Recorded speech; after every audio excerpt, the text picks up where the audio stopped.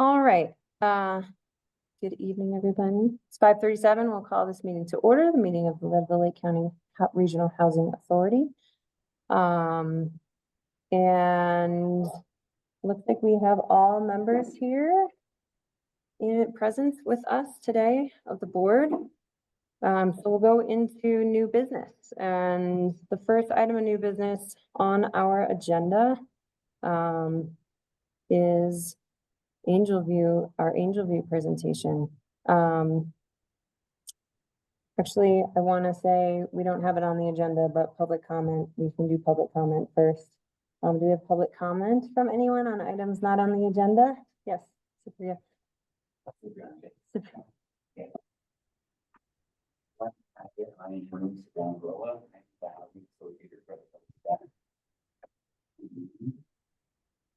would like to express my appreciation for the ongoing efforts of the authority in addressing the housing needs of our community, both commitment to improving affordable housing options and crucial during the environment. I would like to address the crucial concern regarding the current guidelines for housing and their potential impact on our long-standing community members who work outside the county. These families have been integral to our community for many years, and it is our collective responsibility to ensure they are not placed in an unfair or unjust situation. Many families rely on community as part of their daily routine. There aren't many well-paying jobs in the county, and if referencing the recall needs assessment, it's not expected to be. Housing policy should consider the unique circumstances to ensure equitable access to affordable housing. The community, while also fostering an environment that is attractive to residents and it is essential that housing programs support existing families and allow them to thrive alongside new development. Disregarding the needs of peers will lead to unintended hardships and disparities, and as a group policy needs assessment found, the future of our community relies on communities as well as those who live in the county. I urge the consider carefully making decisions about housing authorities.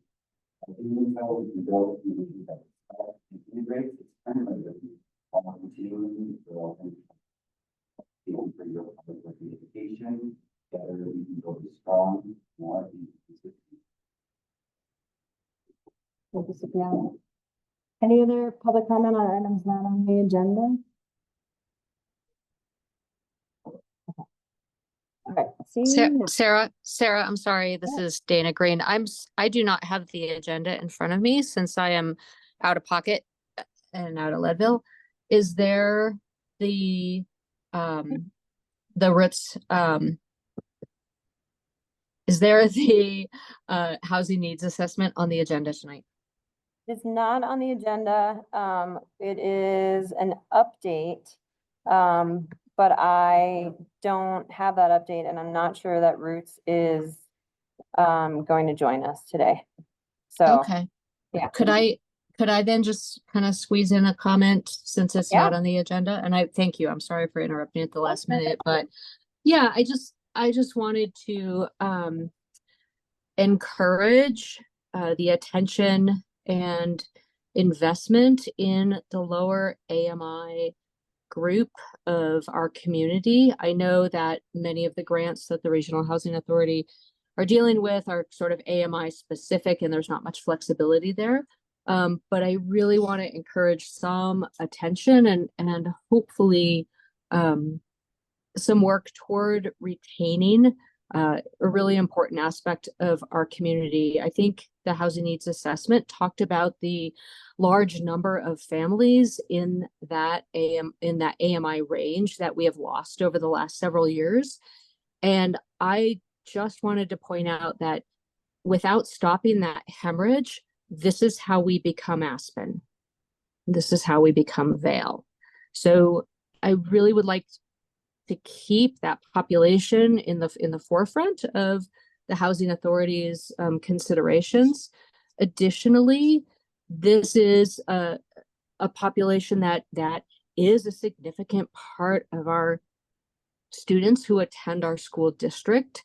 And we're all very concerned and interested in supporting our school district and helping it stabilize and rebuild.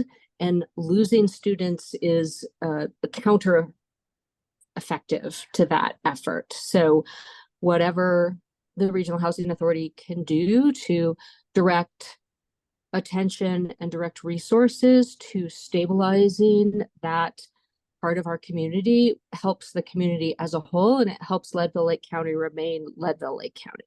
Thank you. Thank you, Mayor Green.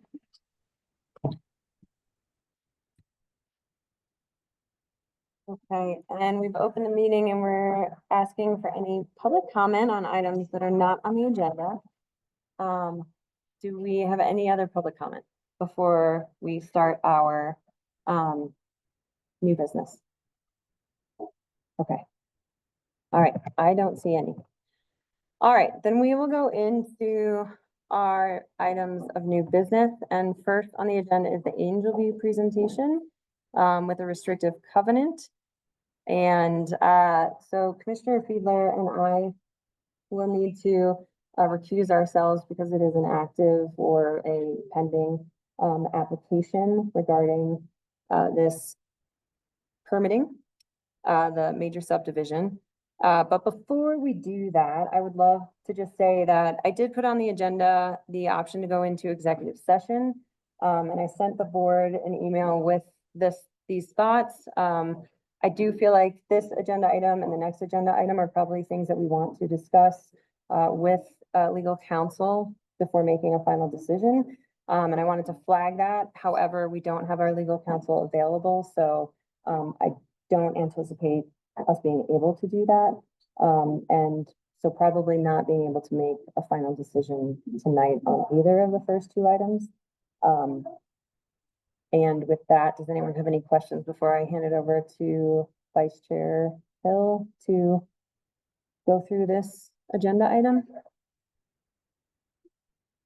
Also say, Christian, I suppose you have, we'll let Melissa, Tim, I'll leave my computer if you want to come over here maybe. And Melissa is online to give us a presentation. And Christian should have updates with a conversation that he and Ann Schneider has had with the applicant. Right. Text me if anything happens that you're like locked out or something, but I don't think that should happen. Right? Okay. All right. I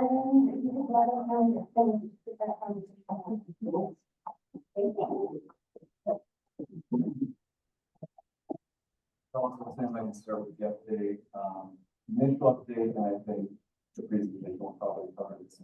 So, Okay. great. Yep. Melissa, I don't know if you can hear me that well. Can you hear me? Yeah, might be challenging because I'm not on screen, am I? Within the room, just to you, Tim? You're on Sarah's computer. Kristen's gonna move closer. I'll be here so people on Zoom can hopefully hear me. Get Sarah fix that to come in and out. Yeah, and Christian, just logistically right now, I had put together like 3 or 4 slides I was hoping to share with the group, but that's not going to happen, is it? I don't anticipate that would be possible now. Okay. But I can start just initially with our conversation that we had. Great.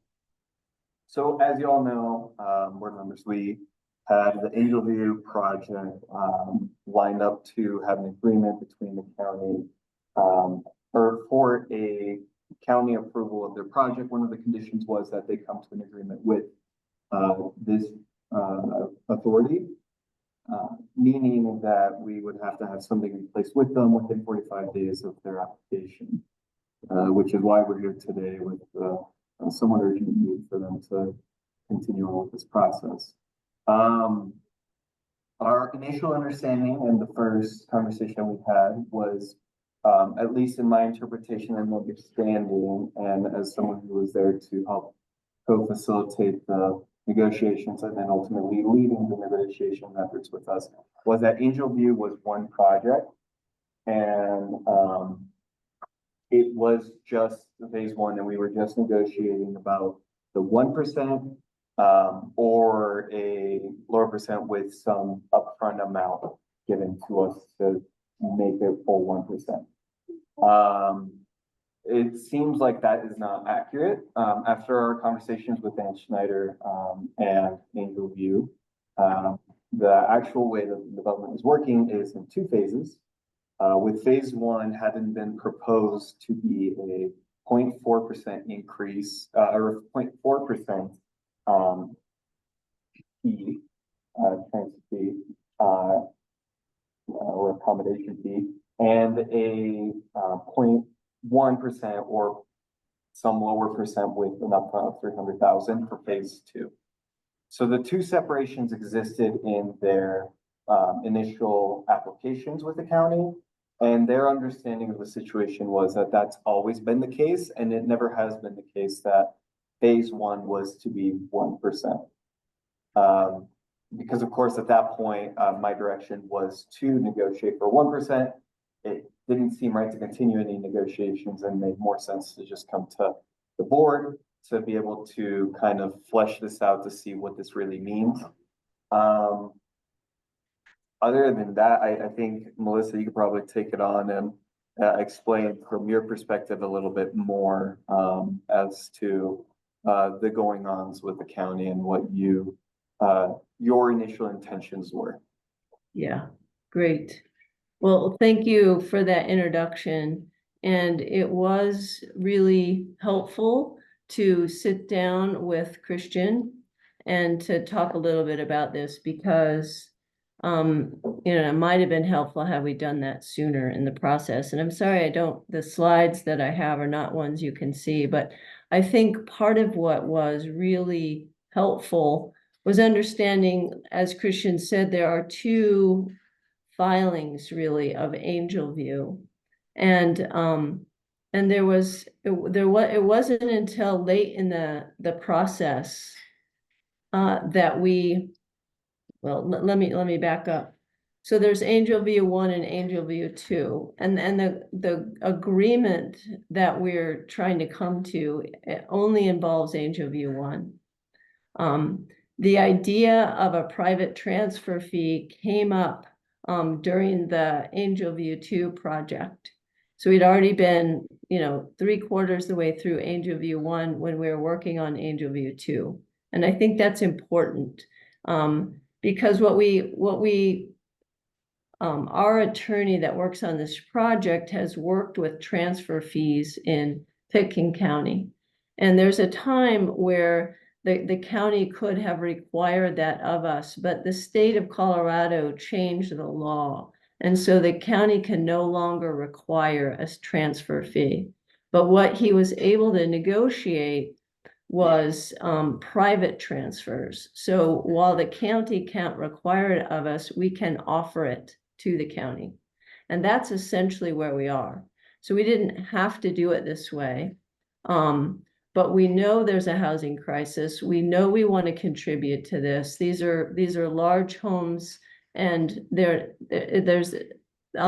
wasn't a good opportunity to build affordable housing in that location. So and this will evolve. Angel View 2 will evolve, and it isn't what we're really talking about tonight. But as we got through it, we decided, gosh, let's apply some of that transfer fee. Let's add a transfer fee to Angel View 1. Again, not something that we had to do. We were making it through the process, but we decided this is a significant way to contribute to solving the problems that you're all here to try and solve. And so that's when it was offered the 0.4%, a transfer fee on those 17 lots. And so what that means is that after these initial vacant lots sell, every transfer of title, every time a home sells, and these homes are going to be significant when they're built, in terms of their value, 0.4% of that sales price goes to the housing authority. And that happens forever. It doesn't stop. And so we've done, and I have a chart that I'd be happy to share with you all at the appropriate time, but it kind of estimates what those fees could be over time, and they're substantial, as you can imagine. So we're estimating on an average, probably a home will sell for around $5 million. And, you look at that transfer at a certain pace during that time, and in a 5-year period, that could be $500,000, and in a 20-year period, that could be close to $2 million. That would be, all of that money would go to the housing authority or some other designated entity. And we kind of talked about the need for some flexibility there, but again, I think what we're suggesting is a really valuable tool. It's one that, again, the county couldn't require of us, but we offered, and it's now a condition of approval that we come to agreement on that 0.4%. So, the other amounts, as Christian said, the 1% or the 0.4% with a lump sum fee up front, all of that is not part of the discussion at the moment. It will be when Angel View 2 comes through, but it isn't in process right now. So again, it's the commitment of Angel View to really help solve this problem in a meaningful way. And we think these fees are going to be an important part of, one of the tools in your toolbox. So, Christian, did I cover that pretty well? Did I miss anything that you would like to add? No, I think you covered that well. You mentioned, and I think it's important for the board to know, the funding, where it would go. Commissioner Mudge approached me, about concern about, if in, 50, 60 years or in the future, the Regional Housing Authority were to be dissolved for whatever reason, and we were to, for whatever reason, take a different approach, or just cease to exist for whatever reason possible, the funds would just not go anywhere. Like legally, they would have nowhere to go. So we did work out a solution to that with Angel View, specifically so that it is at the discretion of the county and the city, and please correct me if I'm wrong, as to where those funds would be directed to, in the off chance that the Regional Housing Authority, the Leadville Lake County Regional Housing Authority, ceases to exist. Yeah, and we agree with that. Obviously, if, we want it to go to the community and whatever vehicle that is. Because again, this is in perpetuity. That's a long time, so we want to make sure that as things change, that money continues to flow into the right entity. So I can answer questions, but what we're really seeking is, an agreement based upon the latest draft that we sent. That's been 0.4% for quite some time. Okay, I have a question about a timeline. Sure. Christian mentioned something about 45 days. Right. When does that start or end? Or- Yeah. Right. Good question. So we have we gained approval on July, and we were given 45 days, and that ends August 30th. Next week. Okay. I'm sure if we went to the board and, I'm sure there's some negotiating room with the board, but we would need to go back and tell them, I don't know, that we're getting close, but we're not there. Okay, and this agreement, I don't believe this board has seen the draft of that. I think you're right. I think that, in communication with the board, has not been the best, especially regarding this project. I have seen the draft. It's not too long, but I did get it directly from Angel View, not from staff at the time. So I believe that you're right that up until probably the last week or so, and you would have to know it would be in that agenda, which it wasn't stated it would be. The board probably has never seen this agreement. Maybe, I'm sorry. Excuse me. Can I add something? Yeah, please. Yeah, your attorney, Kendra Carberry, has seen it. You know, Jackie's been aware of it for a long time, but it has had your attorney review, just so you know. Okay, because I know Sarah Mudge expressed some desire to have a session with our attorney to talk about it, I heard that. but our attorney is on vacation. Likewise, I personally, even before Sarah recommended it as the negotiator, felt more comfortable if I had the opportunity to speak to legal. As you mentioned, our attorney's been out, so I've been kind of flying solo on this for some time, and I don't think it would be appropriate to fully lean on just me as a negotiating piece for a legal document without consulting as a group our lawyer. Despite initial review, and despite it seemingly appearing pretty clear, I do still think there's value in us having that conversation going into executive session.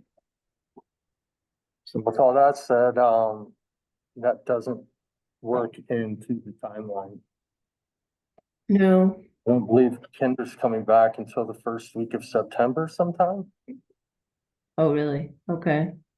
unless there's some way we can connect with her on her vacation and be able to review the agreement and get some sort of yeah. counsel. Well, I think, if we could get a timeline from y'all, we can go back to the board and ask for an extension, you know, can talk to Ann, and Christian, maybe you could talk to Ann also. And say we need an extension of that time frame that we're making progress, but, you know, we're not there. Okay, maybe we should go that avenue. Yeah, sounds like it. We talked last meeting about, as a board, suggesting a 1% employee instead of a from the up there. Yeah. Is this like a comment on that? No, so this is where the confusion comes, and I think this is also why I feel like it's essentially we meet with our lawyer. The understanding that we had initially and through the presentation given by staff was that this was all one project. That's not the case. It's two phases of a project of the Angel View, so Angel View 1 and Angel View 2. And they have different approaches as to what the fee would have been for both towards the county. So they're saying that since they considered this option, it has always been 0.4%. Angel View. So yeah, since Angel View considered the fee, it has been 0.4, and that is what they presented to the county. And I think somewhere in between that and it getting to us, it was muddied, it was confused, or it was just miscommunicated as to what it means. And it ultimately translated to us in our meeting being told that Angel View project is a 1% or a lower percent with the money up front. That's just not how it works. It's in two different projects, and we were just told about Angel View 2, not Angel View 1, and some stuff slipped through the cracks somewhere. So that's where the confusion comes from. What would we be approving? If we were to approve this right now as it stands, we would be approving the, I think, 6 pages in the resolution with all their verbiage. And the main things is the 0.4% fee. and, whatever language is on there. None of it. The percentage of dollar amount or the timeline, all that has been resolved, it's just getting the language for both parties to come. I think there's definitely some more conversation to be had, about everything and how this is actually working, the whole process of it, and getting a full understanding of the entire process from a legal perspective, so that we understand our full options and what is and what isn't appropriate, and where we stand, and if the language is fully appropriate. And that would be my personal recommendation. So I guess we could also go the other way and just go ahead. But there is a potential for this to be extended. Angel View would have to go to the Board of County Commissioners to ask for an extension. And if the board is comfortable, I would also be in support of an extension so that we can continue on, with this process in a more informed way.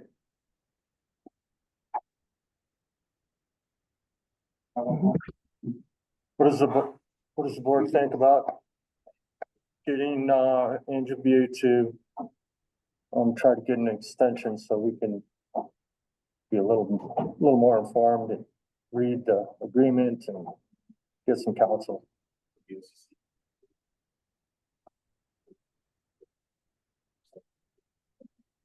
My understanding is I don't know if it's an extension. They could do that with, you know, the public meeting, which then, 30 days or what. Or would be a city council. Have to be a public meeting. Yeah, I'm not sure what the process is for county commissioners. Melissa, would you still be comfortable with us figuring that out? They might have to call a special meeting, and that's probably fine.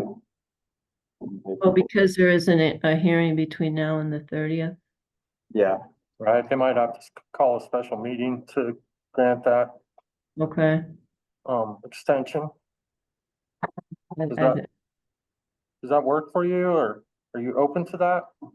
Yeah, I feel open to it. I'm sure there's a way through this that will get us to the finish line. And so I was wondering if Anne would be here tonight, but she's not. So I can reach out to her first thing in the morning and let her know what we need. And she'll be able to help direct us and how to get there.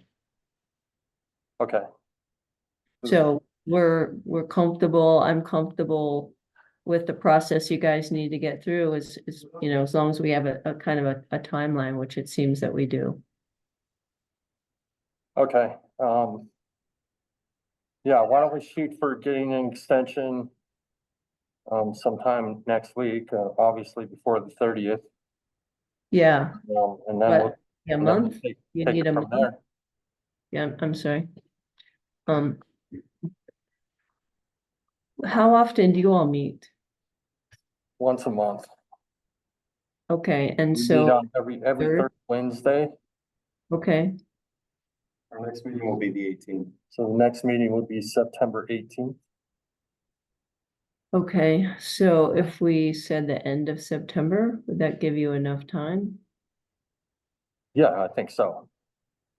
Yeah, that would give us, Kendra would be back, we could have an executive session and talk about it. And then, go forward and approve it or not approve it, probably on that September 18th meeting, I would think. Yeah, good. That would be very helpful. And, okay, so I'll request an extension, to the end of September, knowing that the next meeting will be September, I'm sorry, tell me that date again, September 18th. 18th. Okay. Okay. Is there any other information that you need from us to be informed besides the agreement? I don't think so.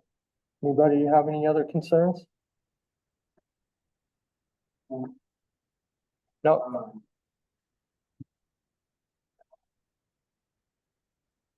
we're confident that we can make the next meeting. I mean, No clue what I'm confident she'll be back from vacation. She'll be she'll be back from vacation by then, so. and I appreciate when you get down quickly, but is there a VOCC session that has to be after that, after the meeting? I'm just trying to think of how long it will last, Melissa, to extend this. A condition of approval means that, once a condition is met, it's approved, and they don't have to go back to re-vote on it. You just have to wait till the condition is met. In this case, the condition of the agreement between Angel View and the Leadville County Regional Housing Authority has not been met, and that's why they're kind of on a hold off for the project. So that wouldn't be necessary now.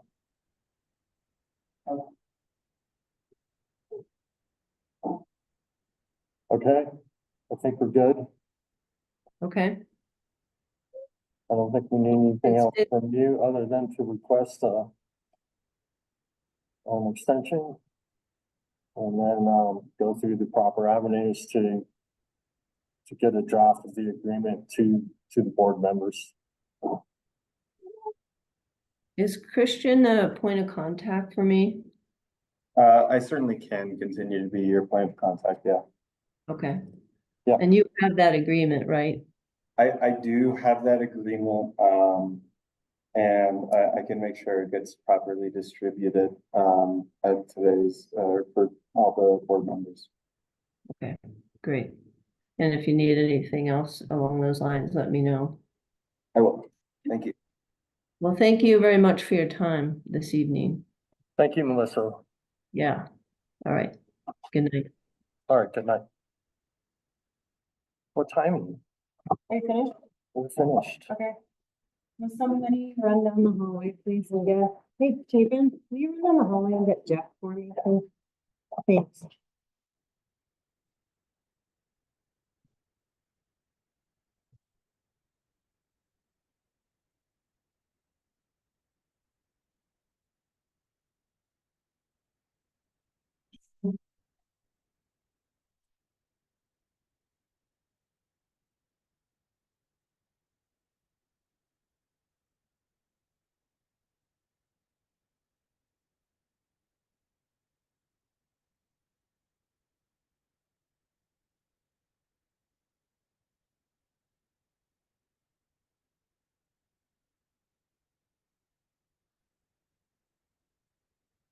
Well, that help.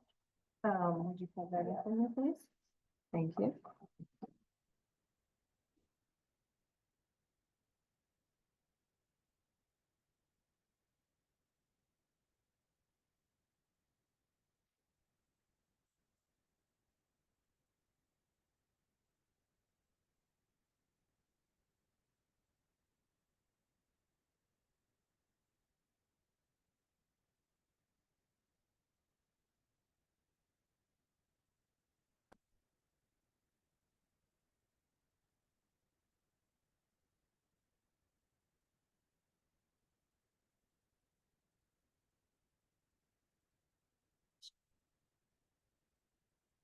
Okay, we are now connected. Angel, can you hear us? You there? Yeah, I can hear you guys. Thank you so much. Okay. All right.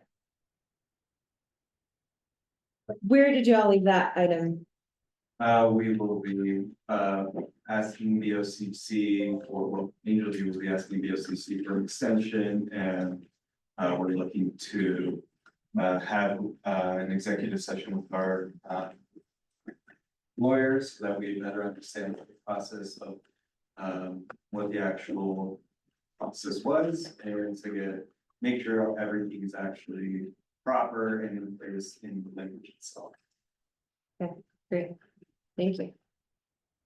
All right, and we'll move on to the second agenda item. So we have the Chiefy Housing Trust presentation and acquisition of 322 West Third, I think it is. It says fourth on here. Is it fourth or third?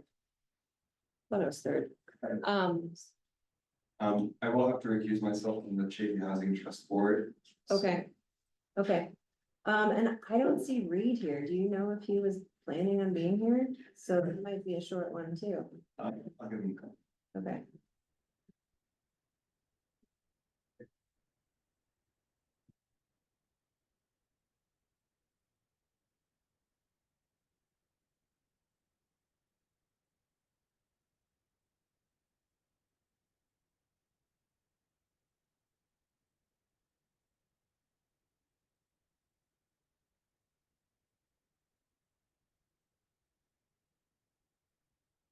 Hey Reed, just here at the Regional Housing Authority meeting and you're up on the agenda.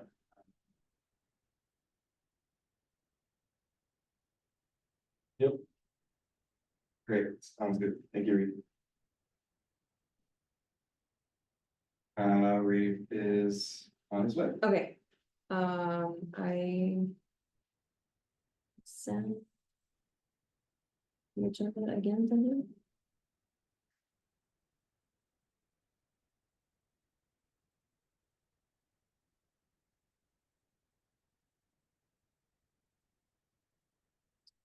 Perhaps to review the meeting minutes. Sure.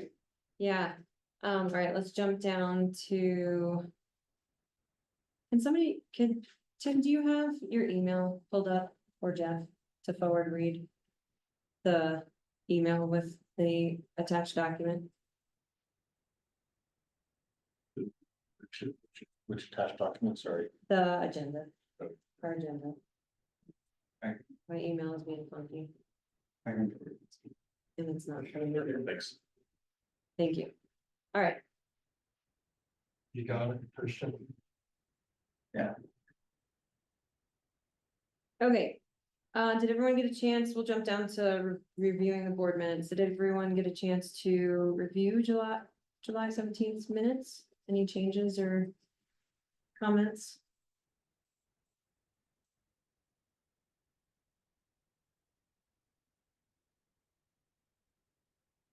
No changes, comments. If you don't have anything, I'll entertain a motion to approve July 17th meeting minutes. Who moves to approve? I'll second. Any further discussion? Hearing none, all those in favor? Aye. Any opposed? All right, meeting minutes are approved. And Marie is still not on at the moment, so we will just hang tight until he joins us.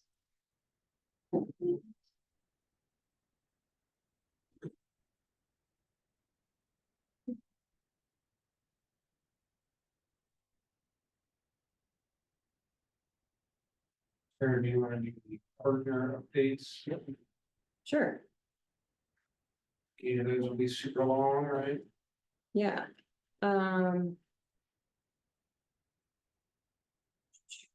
Does city want to give any updates for us? Shermerton? Or if you need a minute to think, I can jump into county. Sure, I can give, a bit of an update. I don't know how much of what I can talk about Chapin, so please feel free to step in about, last night's meeting, but I can say we did pass the first, a couple of ordinances regarding housing and the density and ADU access to it. We did have some concern and initial feeling that there could potentially be some issues with STRs. So part of our recommendation was also to pass a moratorium specifically for short-term rental licenses that would be pertaining to duplexes and oh my God, what? AUDs, or ADUs. And seem to be going pretty well. We're seemingly moving along in that process, but the first hearing for that agenda item has passed. Additionally, we made another code amendment to agreed to have developer agreements, specifically laid out in our code with some safety rails. And learning from our mistakes and improving upon the code as such. So we do have that in code now. We're sorry, that's not true at all. We have passed the first reading of that, as of the last night, Jesus. So we did pass it with some safety rails and did mention specifically to include an amendment to include, the exact same type of fee that we're talking with Angel View. So, for a little bit of context, in the state of Colorado, you cannot pass, transfer taxes. So home transfer taxes is not something that is a viable and extremely, utilized in other, states. A viable mechanisms for housing funding. What that means for us is, we have to come to a agreement with the developer to have a fee, it's still perpetual, depending on the language, but a fee that mimics that type of environment, but it is optional, and not necessarily a tax. It is a fee. So I think that's where we landed. We felt pretty good about those two code amendments, and passing them on first reading. We'll see how second reading goes. I can't anticipate that it would go differently, but I'm personally very excited about those changes, and that's going to help in various different ways. One, with the city being able to capitalize better on projects that potentially come up that have development agreements, and two, also for more naturally occurring affordable housing through the ADUs. Can you share that? I don't know, are you able to get access to Teams? If not, if you wanna share that with me and I can put it on our housing authority teams? Or share it with the group? With the board? Language? Yeah. the- Yeah, The ordinance, I can share that ordinance, Shaden, do you have the raw ordinance or? Yeah, if I can get in a team, I can do it. Okay, yeah. I'll work on it. oh, thank you. I don't have the Right, right. the most city attorney as of today is saying probably just get, regarding that STR loophole that Christian mentioned, we can probably just get that ordinance drafted to fix that and stuff. Okay. So we think we can just get that into the next packet for a meeting 2 weeks from now, so maybe no more for it. That's Right. okay. And 2 weeks is the second reading? 2 weeks, second reading. Yeah, okay. And public comment, and just as order, I think you, since it's a legislative thing, you can talk about it Yes. freely, right? Yes, It's that, not that part we quasi talked judicial. about it briefly, yes. So the way for the city at least it works is, on first readings, when we do public comment, we'll normally do public comment on second reading, though the mayor is usually very flexible to allow public comment on it, but technically it's not a public hearing on second reading, so. Correct. It's a public hearing on first? It's a public hearing on first, not necessarily on second. I thought it was the first. That was not anything. The code gives us the option to do either. Oh, For okay. this one, we did public hearing, first reading. Oh, you changed it? The city attorney basically tells us we can do either one. Okay, So for this one, we did first reading. okay. But like I said, if you really want to show up and say something, Sure. I imagine the mayor would be flexible in allowing that. Got it. Okay, And we did that so we could get more public notice out sooner.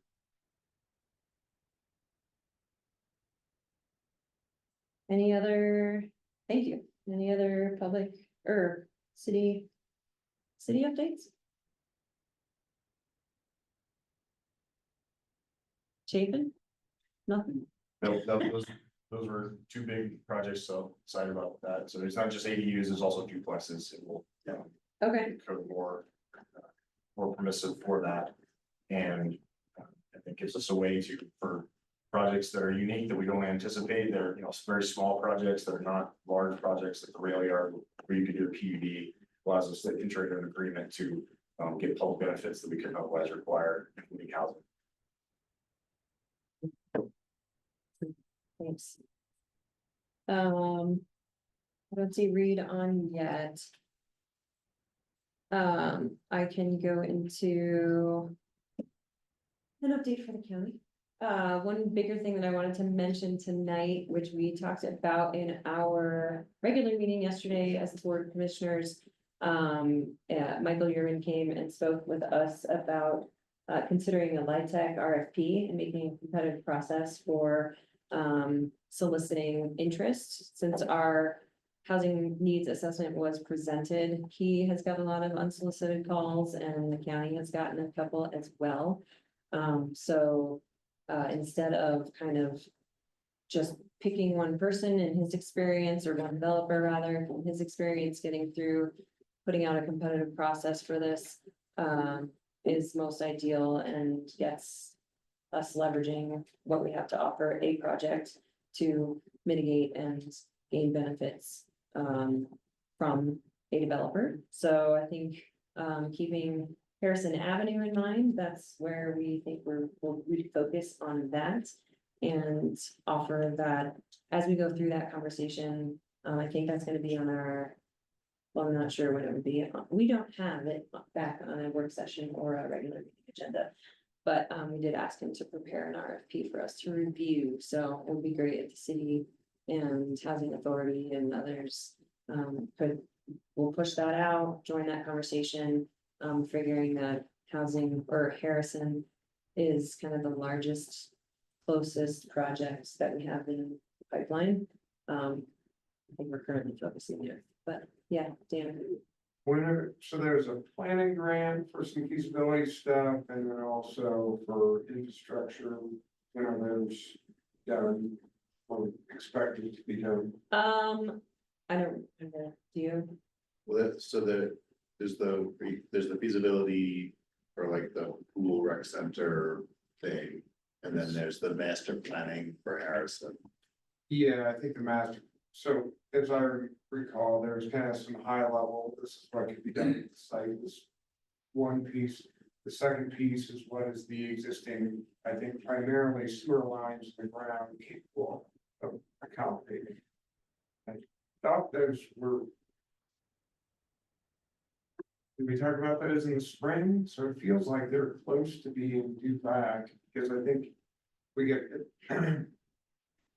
We gotta get those back to really have a crisp idea, or even a shot in the dark at an RFP, right? Yes, for LIHTC? Yes, we awarded, sorry, in our last meeting, we did award, the infrastructure piece, the contractor. I just don't remember what that time frame was for that scope of work. Wait, that was wasn't that to actually do the construction of the underground stuff on the like 6th and 3rd Street? Okay. And I think the flow study for sewer was like part of the overall Harrison master planning. And that was the like step one, because step one master planning stuff where you could never cite it. So I think, but yeah, I don't know. It's good news on the sanitation anyway. That prospect is improving. I think we have a delay on the mitigation for the county's existing project.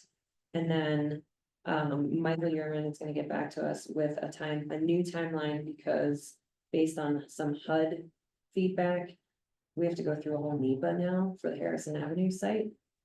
Which, what? NEPA, environmental review, like an intense environmental review.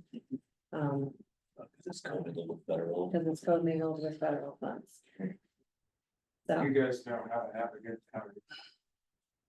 Okay, well, my only point is, I think the RFP, I don't know if you're looking for feedback, but the RFP sounds good, see what's out there, but gotta get that step back first, so it's a little less of a shot in the dark. You're asking people to give you a proposal on. yes, and I think Michael's well aware of that, and I don't know if we're commingled yet with federal funds, but if we get, well, no, we are. Designated funding for that project, so those are the funds that trigger that. But in order to go after Prop 123 and or be ready for a February deadline for the low income housing tax credit. We'll have to have all of that stuff. So he seems to be confident in that, having that. At that point at least, but I'll ask for a more detailed, unsimplified, timeline to share with everybody. Sorry, I don't remember that at the moment. Reed is still, Reed said that he'll be like, what? He just, I was not able to connect on some for the reasons from Okay. that. okay. Maybe. Okay. Talk about hiring. Yeah. Yeah, we can talk about that and we can also. Get back to it if I was gonna send them the agenda. Okay. Yeah, let's talk about hiring. I. Could not find the job description on Teams. But I will get that out to everybody that was hired for in 21. And from that, I did send the org chart, so I don't know if. I would love others to jump in there on. How or what, I mean, I think ultimately we're reviewing the job description and. Trying to match it best with what it is we think we will be doing over the next 5 years or so. And I will open that up, I guess, for any thoughts, if anyone has questions or thoughts on that process. I am On the job description. on, in general, yep. Yeah, I'm a little curious, because I think I hadn't been living here long. I can't remember the timeline for when the interview process took last time. And I know that there were like community members from different agencies as part of that hiring process. I am curious what. So my understanding of the process to hire the housing developer at the time, which is what Jackie's position initially was before she transferred to the regional housing authority executive director. Was that, in collaboration with the Housing Coalition and specifically BAG, we had worked out a deal that they would kind of serve as an advisory board for the hiring. They'll conduct a lot of the interviews and make an ultimate recommendation to the county. Since they'll be sitting at the county for this position. My understanding was that process followed through their internal processes. It conducted the interviews internally with a panel of, I believe, 4 community members, 4 people, including 2 LCMAG staff. I think it was Chrissy and Noah at the time. And I forget who the other people were, but they followed that process, and they ultimately came up with a recommendation. And then the OCC made a decision based off that recommendation, or at least made a decision. And that's kind of the process that was followed. And to the extent that there was any in-depth processes, at least from my perspective, that's it. I don't know if you all want to talk about your internal processes from the BOCC, but. Yeah. I don't want to lose this question. Why was the BOCC the deciding group? I believe it's because in the IGA, the ultimately the person was staff at the county. And somewhere in there, there was that in place where the BOCC was the ultimate deciding factor for that. Yeah. And we weren't a board yet, right? No, this The was housing well before authority the was done. Yeah, I just trying to like. There, the IGA between the city and the county specifically to utilize the 2A funds for the position of a housing director. Serving at a community-wide perspective, but housed at the county level. And we would be using, I believe, and this stayed true through the IHA for the Regional Housing Authority, but 60% of the fund of her salary, their salary was specifically from the 2A funds, and then the 30 plus benefits was from the county, and to achieve that had to be housed at the county. So ultimately, I think that's what ended up making the county the deciding factor. When you say housing, it's like physically located. And There- a county employee on loan to Yeah. the housing authority. That's how Jackie's position has been, structured. Yeah. So that there's payroll, HR, all the things. And again, you raised an important point, which I think is why things got like a bit of a weird pathway on that previous hiring, is that the housing authority board wasn't seated yet. There was nowhere, there wasn't a board to make, be the one to make that decision yet.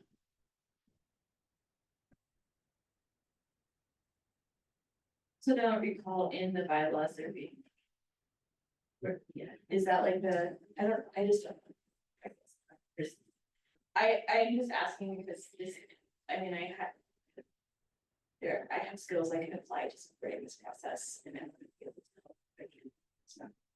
I mean, I guess the way I assumed going forward is like, since we now exist as a board, that the board or a committee, subcommittee of it, you know, would, or appointed, whatever, you know, hiring committee would be the one.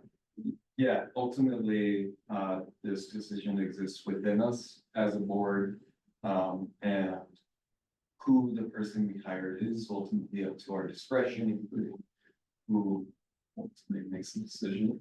Since we are in effect and are hiring specifically for the executive director of the Leadville County Regional Housing Board, Regional Housing Authority, sorry, and that means we shape the process how we want it to be as a board, with conversations with one another and as a collective. So if we want to do it committee style involving different community aspects, or if we want to do it just fully internally, or any number of ways, we certainly can. We just have to go through that process.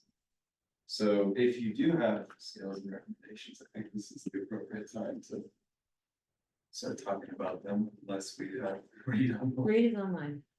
Yes. Can we jump back and circle back on the staffing? Okay. All right, let's do that. Reed, thanks for joining us. Thank you for your patience. My apologies. I actually went out for a walk and lost track of time. Problem. I'm sure that's also on my end with some logistics, dropping some logistics balls with Jackie, not at the helm here. So, just so you know, Reed, we do have the owl, and so we can hear you, and I think you can hear other folks, but we don't have the ability to project anything larger than on my screen. For whatever that is worth to you, and we'll do our best to try and make that work. That works for me as long as there's audio. Why don't you lead us off? One more thing I will say, Reed, just in anticipation of the closing of this item.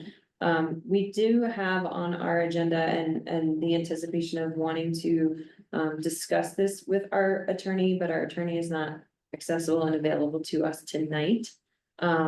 So I think you let us know what your expectations were exactly, but my personal sense as one board member at the moment is that we might not be able to make a decision on this tonight. No problem. All right. To give you a quick background, this is in anticipation of a grant that we're applying for with the Division of Housing. It's been long talked about the fact that sometimes a single home will come on the market and be available for affordable housing, but to get a grant through the state and all that process is just laborious, and they don't even want to do it for a single house. So they've agreed to a grant for 10 unidentified scattered site homes that would be awarded funding, and then we would get reimbursement for those funds as they come available. This stemmed from an opportunity missed in Buena Vista, but recently and currently we have an opportunity in Leadville to acquire a home, and we think it's a good investment. So to do so, we would like to put it into the LLC and keep the asset there while the Chaffee Housing Trust applies for grant funds to then be applied to this home and future homes under this grant, assuming that we get it.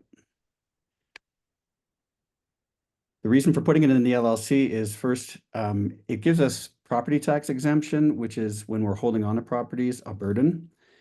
It gives us time because to finance a single family home right now is not as easy as some of the other stuff we do.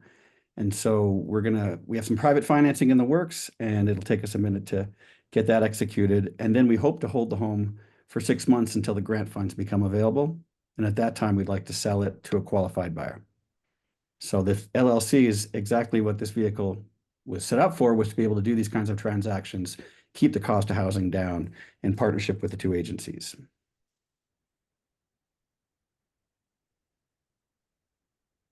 Thanks, Reed. I have a couple questions for Reed, unless anybody else wants to jump in first. Is this gonna require a financial contribution from the LLC? Reed, did you hear that question?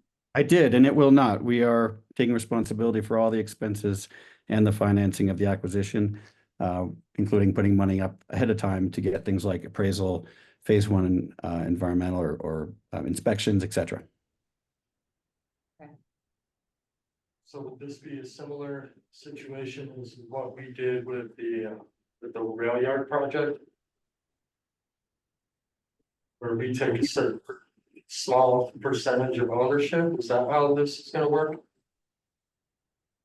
So the way this would work is that it would be 100% owned by the LLC.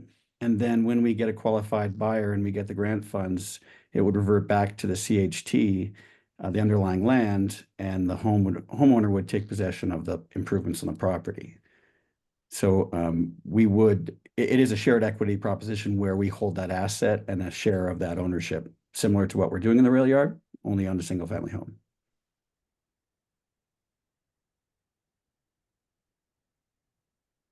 Okay, so this is helpful, Reed. I didn't quite get all these details relayed from Kendra. So the CHT would sell the home, but maintain the land under the home on 10 different parcels, scattered properties. I mean, I guess it could be coincidence that they're together, but essentially scattered.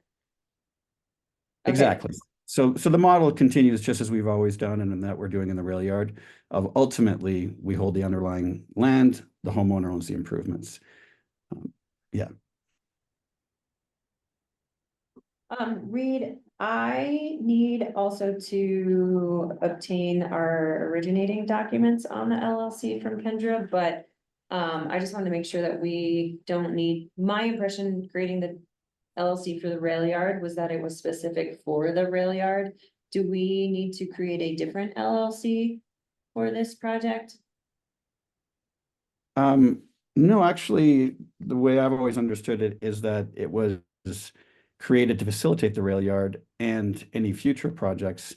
SLPs can be, special limited partnerships can be formed with any housing authority to realize tax exemption. We could even use an out-of-county housing authority if we want, but of course we want to work with the LLC RHA. The structure, great pains to set up, facilitates us being able to do, for example, those 10 single-family homes. I will keep looking for homes in Leadville, and if we can find any that work, then we can use that grant money, use the LLC to transfer the property, have tax mitigation, and then in the future, do the transfer to the CHT. One of the key aspects of this is that with the state grant, if we already own the home, we can't accept those grant funds and apply them to that home. But if the LLC, if the home is entitled to the LLC, then at the time of grant funding, the grants can go to the sale to the owner and we can take possession of the land separate from the LLC. And it's just one of these workarounds where there are rules of not being able to spend money that's been until the contract is fully executed, which is going to be sometime in February. Instead, they can allow a transfer like that to allow the subsidy to go to the homeowner. So it's kind of complicated, but this is kind of what the LLC is for, is to be able to do these kinds of things as needed. Just a tool for being nimble. Mm-hmm. Do you have any, out of curiosity, the grant, have you secured it already? And two, is it requiring that you, the LLC purchases all 10, or can you chip away at this and kind of transfer that? Although I suppose that that is also dependent on any funds that you might receive to like transfer that ownership to the CHT. The grant is going to be submitted on August 30th. It's one of these things that we got sort of short notice and are able to get it in time. It will take at least 120 days for them to fund the grant and fully execute it. So the earliest we could see funds is going to be really next year. The purpose of the grant is that they're unidentified scattered site locations, 10 of them, so we can chip away at them as they become available. It allows us to never miss an opportunity like we did in Buena Vista, where it was a few month window of time, couldn't pull it off, and it went for a fairly low price that we could have worked with. So this grant allows us to then, in both Chaffey and Lake County, seize those opportunities. It's kind of like the Indeed program in Vail or other ways where you buy down the cost of the house by grabbing a market rate house and subsidizing it. We figured out a way with this grant to make that work. And so we're keen on showing that that can work and that can be a model. Which grant is it, Reed? It's the Division of Housing, their standard homeowner or acquisition grant, program grant, development grant. They have a cycle every 3 months now. It used to be monthly. So this is the window of opportunity to submit it. And if we can get this together, then we can sell that house sometime in early 2025. When would you expect being approved for the grant? I'm sorry, when will you expect what? Being approved for the grant? Typically, it's 6 weeks from submission date to the state housing boards. That would put us in mid-October, and they would decide then. But the execution of the contracts then takes 2 months or more, sometimes years. So we just have to wait for the contract to be executed before we can draw funds. You really don't need a decision on this until late September, early October. Well, I think we want to give a decision as soon as possible so that Reed can be accurate in presenting the model and the partnership, I think, for the grant. Exactly. If I can stand up in front of the state housing board and say, in working with partnership with the local housing authority, this is an example of how this grant can work. That would be very helpful. For the grant application, they want all approvals and letters of support and all those things, in the affirmative when you apply. They no longer allow for things to come in later in the game. So it's important that we get absolutely every document in by the 30th to live up to their current rules, which are changing all the time. We'll probably have to set up a special meeting with the attorney to go into executive session and flesh this out entirely, but we can also have opportunity before then to communicate and send questions through me to her that we can kind of disseminate before we get into the 30th of August. Yes, it sounded like that. Is that correct, Reed? Yep, Friday, the 30th of August. It's online application, so what I need to do is submit PDFs of approvals and also for the lending that we're working on, so.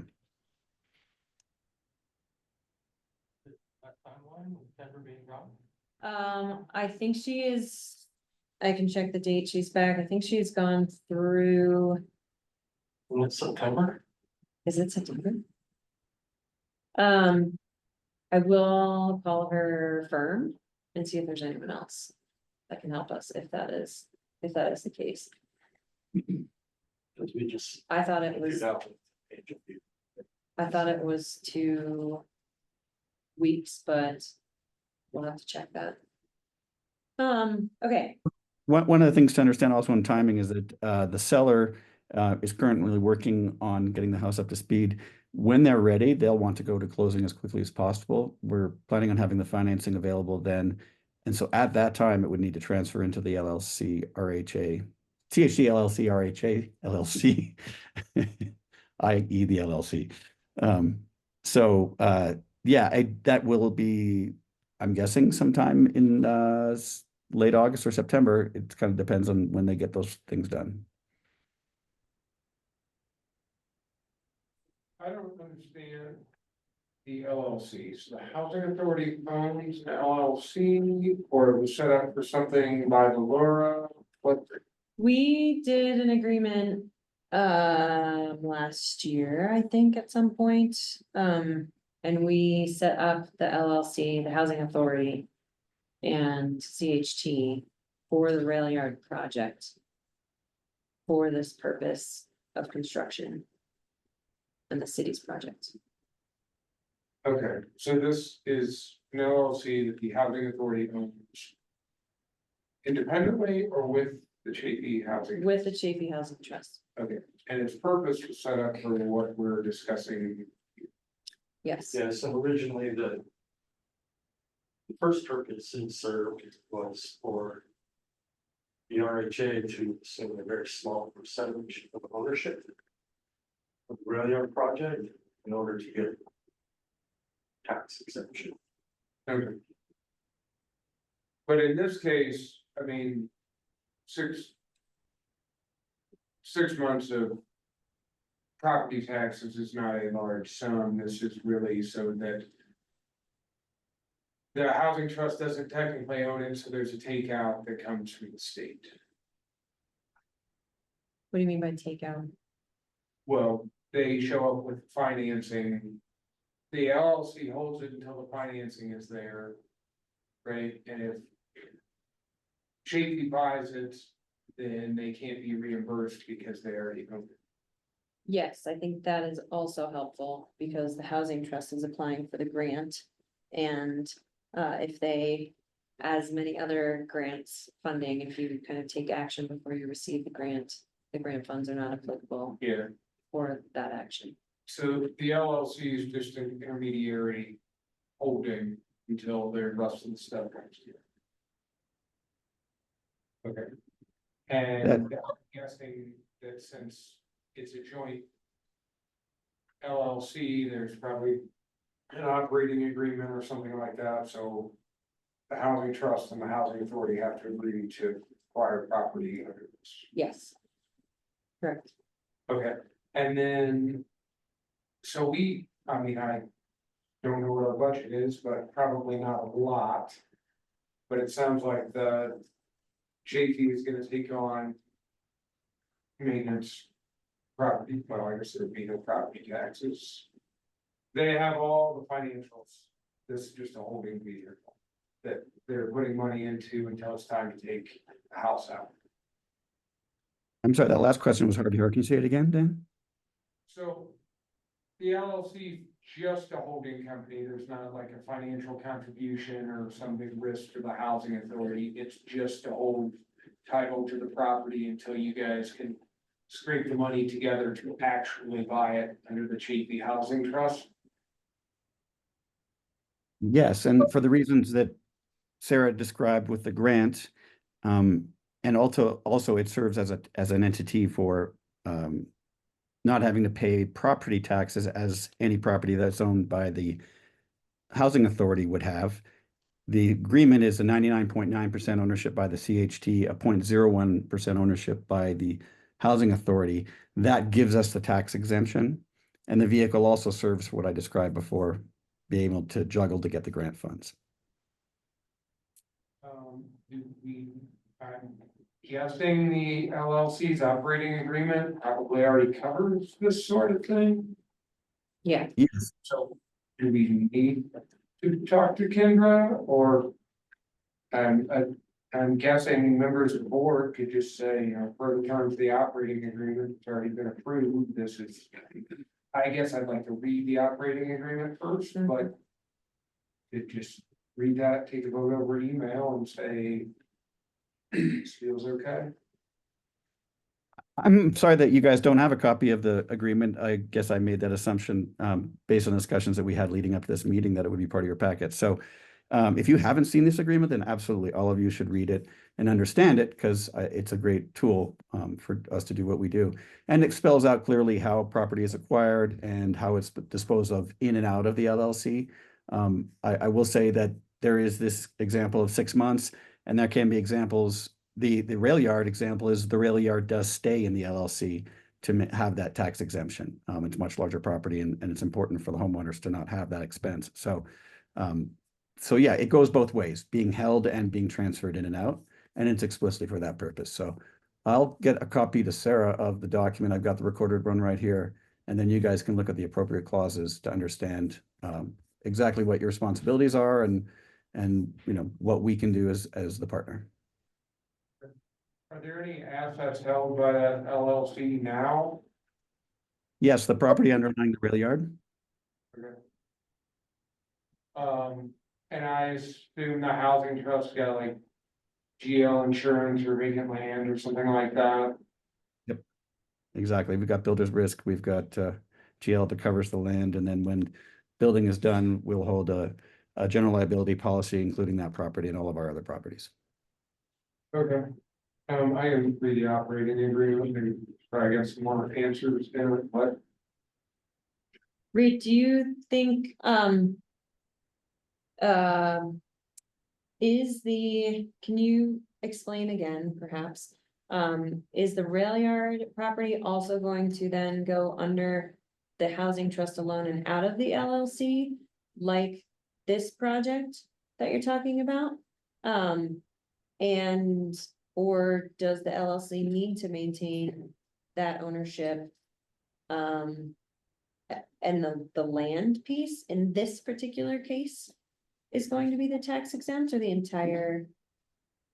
The personal property will be the homeowners Yep, and the the housing trust, go ahead. all the improvements, the home and everything above the ground, obviously, all the infrastructure is held by the property owner, and they pay taxes based on the value of that property. And we want people to pay taxes just like everybody else. The underlying land, because we can do nothing with it, is typically valued as something very low, so that the taxes are very low. There's also been legislation passed that allows us to apply for property tax exemption with the state. That's not been tested, but we're going to go through that process with this and other properties. And so ultimately, for a house, for a single family home, it's not an issue. The rail yard, on the other hand, much larger parcel, and so we do want to make sure that that property is tax exempt if valued high enough to be a burden on us, so that yeah, we don't have to carry that load and the project holds itself. And the rail yard project, the other, I mean, as far as construction, the other benefit is that there's exemption from sales taxes and other taxes on materials and whatnot. Is that true? That's also all through construction, we've been able to get property tax exemption on the sales of materials. Yeah, that's the other helpful aspect. I'm sorry, that was not particular to the LLC. We're a nonprofit. Chafee Housing Trust is, so that's why we were able to get that tax exemption on materials. The LLC is specific to the property tax. Okay. Any other questions for Reed? I wonder if we want to, I will wait for an answer for people to marinate on that one. I'm not passing the questions, but offer that we could make a motion to review those documents, allow for us to make an email vote if we all have comfort with that. And if not, we need to have either a Zoom meeting or whatever is easiest as soon as we all are available with legal counsel. So just think about that. But are there any, did you have a question, Jackie? Okay. Mateo or Clara? I think that sounds fine. Okay. Sarah, I do have one more request, as I mentioned earlier, a letter of support for this grant. And also for our Chodo grant, which is the standard operating grant that we submit every year, also due on the 30th. I'm having a fun month. So yeah, we'd appreciate support for both of those. And I can send you a fodder text if that's what you need. Sure, yeah, if you've got that, please do, and I'm happy to look at that and add to it, or and have the group give their input on that as well. Great, yeah, if you guys can vote on that via email once you see it, or if they need to wait, I don't know if you can vote now to write letters of support. Yep, I think we can do that. Let's see. Alright. So, does the group have comfort with voting on the letters of support? Great. I'll entertain a motion to approve, writing and signing the 2 letters of support for the Housing Trust, Shoto, and what's this 10-unit grant? It's called the scattered site acquisition. Acquisition. And I'll send you a text. of those. The Chodo. What's Chodo It's a stand for? community housing again, Rick? development. Community Housing Development Organization, so it's a CHDO.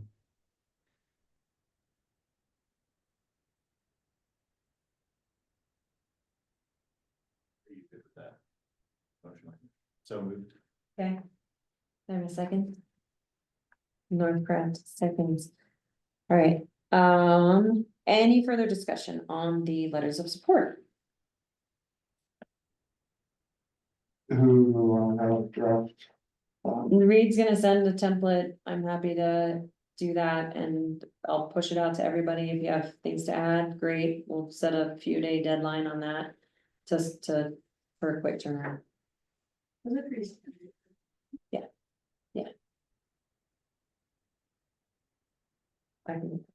All right, any other discussion?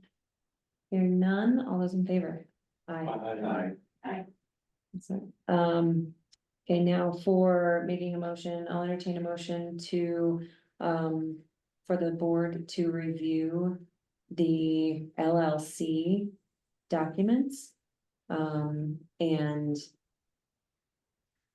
for our ability to cast a vote via email, if we have comfort with that, for the request on the table regarding the scattered site acquisition. So moved. Do you like that? Okay. Second. Okay. Any further discussion on that? I will figure out when Kendra is actually back and available, who else we might have. I will include her and that other person on our correspondences. Or make sure that whichever way that is distributed is attorney-client privilege.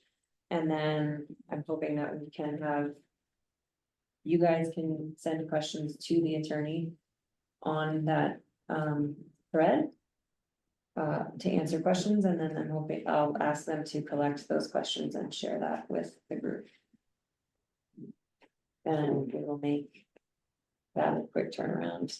And I'll ask the group for comfort level on making that decision via email. Sounds reasonable. Okay. Maybe I'm missing something, but if that's what it was created for, and we either review the operating agreements, it's simple to me. So I'm down with all. Should be, I think it should be pretty straightforward. I mean, to me, it was really just like a quasi-legal reading of the operating, that language to make sure we're not doing something that seems a little bit out of scope. Yeah. And I think protection of assets, we don't really have any assets. I mean, we have the rail yard parcel, but it's obviously CHT's interest to protect that since they're trying to develop it. So it's simple, straightforward. Yeah. Okay, any other discussion? All right, hearing none, all those in favor? Aye. Any opposed? All right, great, Reed. Send those letters of support to me and please in the documentation and let's circle back together ASAP. Excellent. I'll send you the recorded version and also a Word document because you can search it by Word. As opposed to the PDF, you can't. And specifically section 5, it lays it out very clearly. I think once you read that, you'll be comfortable with it. Great. Thank you. I'll aim to connect with legal tomorrow and give you a better idea of time frame. I appreciate that. All right. Thanks for joining us. Thank you, and thank you for letting me get a walk in before the meeting. No problem. Tim, are you flagging Christian? Yeah. Okay. Great.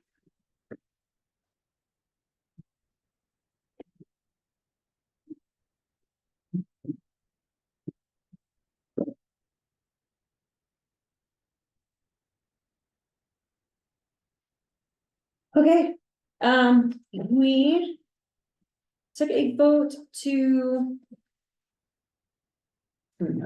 review the guiding documents on the created LLC, to make sure that we have legal's engagement and for the ability to make any vote via email. Given our comfort level, which I think we all anticipate being, not a problem. But Reed needs that answer by August 30th, so we're gonna try to expedite that. For him, and Reed also asked us for 2 letters of support for the scattered site acquisition grant and the Chodo grant, so we, approved reviewing and sending those off as well. Alrighty. Okay, should we jump back to the staffing, or do you wanna jump into the guidelines? Okay, staffing. Well, actually. I might say, sorry, just looking at the clock now. Let's get into the guidelines, the next agenda item. Okay. All right, so the community guidelines, I missed our last meeting. And I apologize for that. I'm sorry that y'all were not able to take a vote on that. Tim, do you want to kind of open up on where we need to start the conversation? On the guidelines to vote? My presumption through all of our work sessions is that we are ready, but I don't know if that's what the conversations were last week. The last meeting. I think, the members that were present were ready to vote. I don't know if that's still the case, but. Okay. That's where we left off. We didn't have a vote because we had members missing. It's decided that we should have a full board. To go ahead and vote on that. Finalizing. It wasn't like any big substantive issue, it's really just, I mean, almost sort of like, I don't know, like respect, procedural, like we'd all been on this.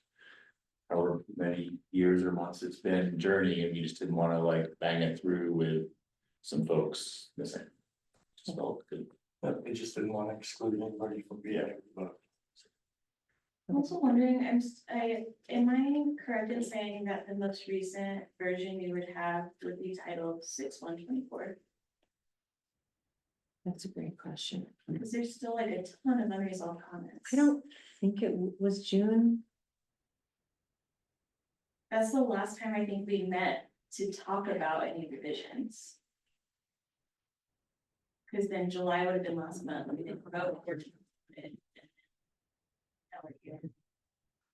That is an excellent question. I think there must be a more up-to-date version, because I thought we went through the whole document, you know, together. Where do they- I thought we-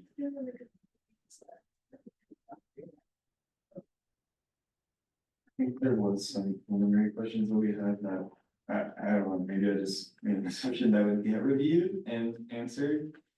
But there was some questions that were never like answered by staff that we did have in that meeting that never really followed like fully through with what that was. I just can't remember off the top of my head.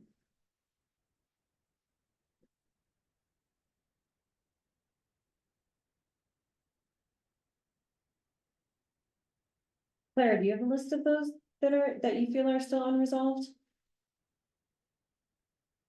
I guess it'd be hard to say without having the not. Yeah, I don't even know which version is the most active version, because if the version that we're voting on is the one that I'm looking at, there's a ton of comments and stuff in there, so. Okay, But can you say that? 6/21/24, 6. So I have a 6/21/24.jk.clean PDF. Yeah, that's the one I'm looking at. Okay. There's some result comments, and then if you go down farther, there's like starting at page 24. Yeah, and I see what you're talking about. That's it's literally titled Final LLC RHA, HSG guidelines. Mhm. That is the most recent version I have as well. And then even, I just feel like we asked her to make edits, but we haven't seen an edited version.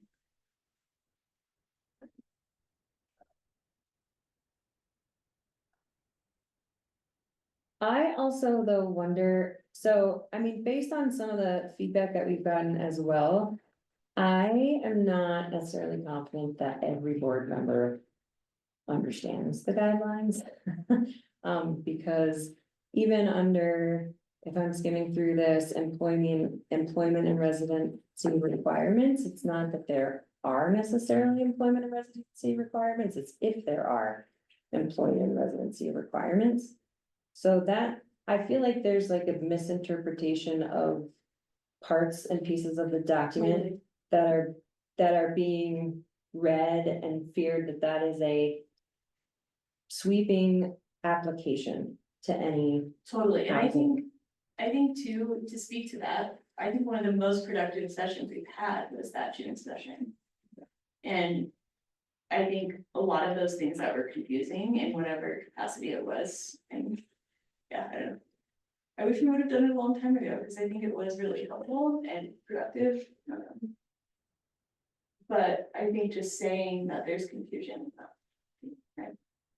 Well, I'm sorry, based on community feedback, I think there's confusion based on our work sessions. And not hearing that from individuals. I don't know that we know that there's confusion.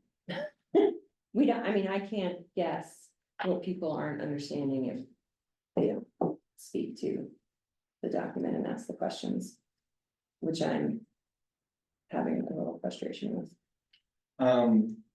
I speak to this from my perspective. I actually don't have any concern about that section at all. Everything reads well to me. My concern isn't different than anything else I've ever brought. However, it has a new perspective to it. I can't in good conscience vote for this, because of the guidelines specifically as to the tier system.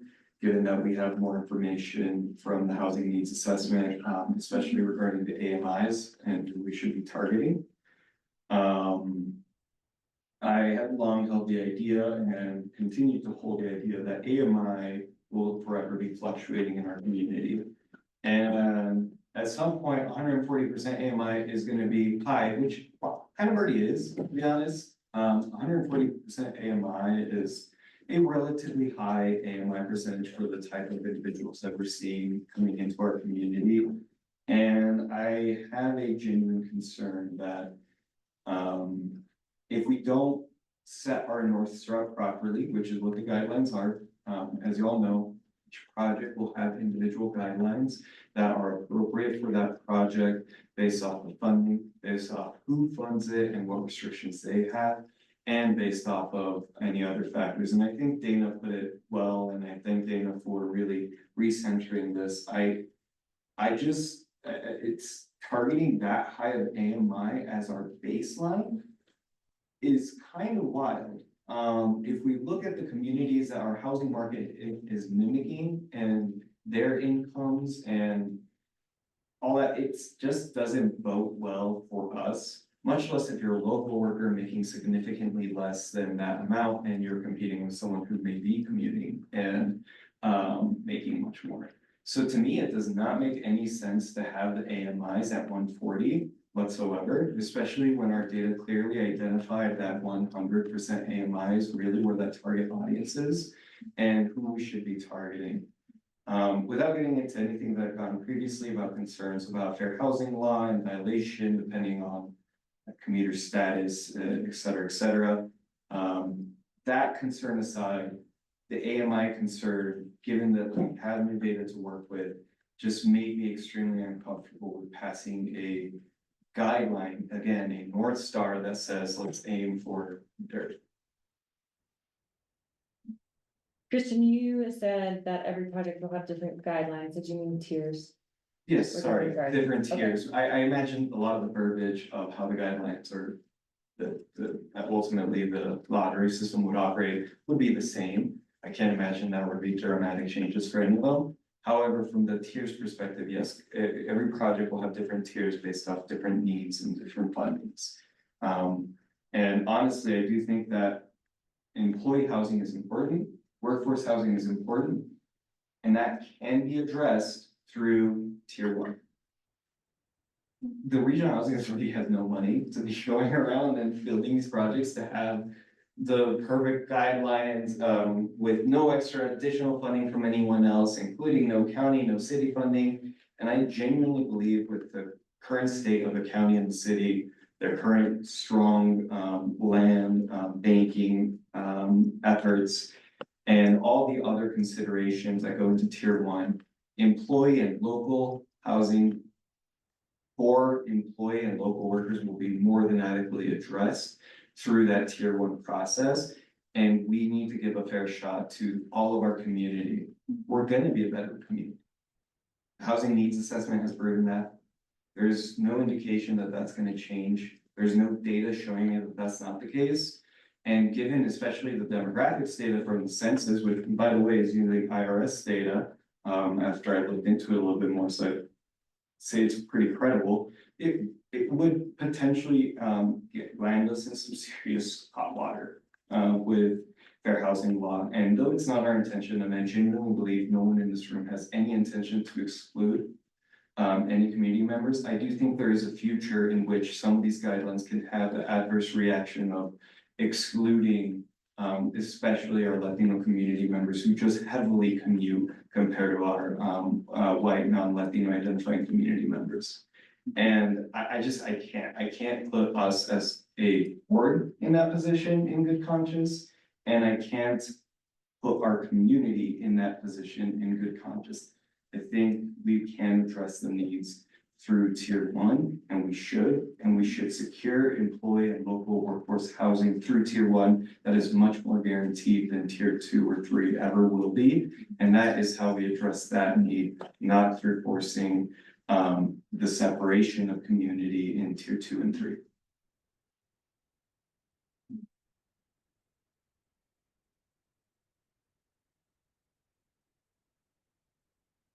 Yeah, I will say that I agree that I don't think all of the information has been understood through the same lens from everyone. I share that sentiment. I also think that there's been times where, especially in that June session, which I felt was really productive, that we were able to openly say, like, it might look like this, but in practice, this is what it looks like. So I don't disagree with that, and I think there's room for conversation around those pieces. And like, I'm more than willing to work on like how I'm engaging in those conversations too, to clarify what feels confusing versus like a stance, I guess. I don't know. But I've been doing a lot of reflecting on 2 pieces. I have too many young children. I'm sorry. Stealing my brain. Oh, sorry. I don't know which meeting it was, but we talked about how it would be meaningful to apply the information from this housing needs assessment to the guidelines. Like, I think it was during one of our strategic planning sessions or whatever it was, I can't remember. But I don't want to lose sight of that. There's like evidence that says that we could do something in a specific way and apply it. And then I think that we all face really challenging barriers in the work that we're doing, and it can feel easiest to do the easiest thing. I think The lottery is something that I haven't spoken more explicitly about. And I kind of, I was able to speak more closely to it much longer ago. I think there's like ways that we can like address the need that everyone's speaking to in various ways, whether or not it looks like how we want it to. I don't love the tiers. I don't like how they're designed, but I do think if we were not doing the lottery, that there would be less equitable concerns that I had about the current tiers. If we were, can you say that again, please? If we were not using the lottery within the tiers, I would be less concerned about. There would be a little bit less like equitable concerns regarding the existing the qualifications within the tiers. Because lottery kind of just makes it a wild card. Yeah, there's chance in lottery and that is meant to, sorry. That is meant, I mean, in practice, the tiers are meant to set up the chance for the fairness as far as like the overarching mechanics of getting. and people. everyone who is in this pool of chances should have similar qualifications, right? Where if, and I feel like I've said this a dozen times with no traction, but I cannot get behind the fact that if somebody in tier 2 has one chance gets drawn over the person in tier 2 who has 10 chances because they've lived here for 20 years. Like, I can't, like, it's hard for me to mentally reconcile. And Can you repeat that again? So like someone who's been living here longer would end up getting. the number of chances you get in a lottery, there's tenure tied to that. Right. So if somebody who has less tenure is in the same pool as somebody who has more tenure with more chances, there is still a chance that this person who has lived here for 2 years is going to get an opportunity before somebody. who has And I'm lived also here not, I hate that idea. So I just think that like concerns get dismissed that feel like not that like radical to me. And I know in fact, I work very closely with, I have historically worked very closely with housing professionals who have much more knowledge than I do, who have never seen a lottery practice, and I know that it does get practiced. But that doesn't mean we have to do it just because it is practiced. So you'd rather see something more that's just like a wait list, and your position on the wait list is more clearly laid out by some, whatever, you know, tenure and so on. There's like rubrics that could be used, like we've already decided this person with 20 chances deserves more, or like should have more 20 chances over this person with 2 chances or whatever. Right, so So rather we've than already like, decided this person has more of a reason to get a house, like has So a you- higher chance than this other person. so you use that scoring to place you on a wait list rather than give you numbers of chances. Yeah, I mean, I don't, yeah, I Right. think, I remember over a year ago providing like other options and resources for people to review with like just crickets. So I think if we went to a vote today, I would say no, not because I don't believe in the process and I just feel like there's just the equity piece is missing for me.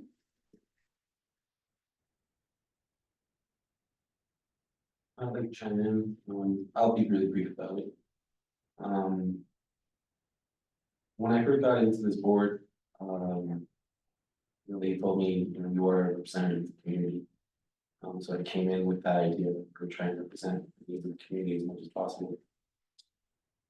And when I had actually a chance to vote in some board members, I also had the chance to try and push for folks who would absolutely align with every single idea that I might have. But I actually decided to align with, someone who has more experience, someone who has the ability to be able to bring in knowledge and expertise into this, and that would be Dan, sure. And I stand by that vote. As much as you might not agree with what we're trying to pass.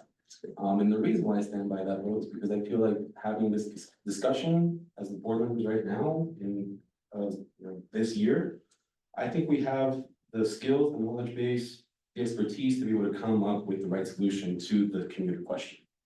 And I do go back to the question of like Clara stating that like, we don't have to go with what's already been done, the easiest thing to do. I think we can actually sit down for as long as it takes to actually come up with a proper solution. Because I know that we all know, we all are in this room, that there's gonna be people who in January, we're not gonna see them in this room anymore. And they're gonna be replaced by other people. And I don't wanna have to continue having to advocate for the same thing with a new set of board members. I think that we have what it takes to do it right here and now.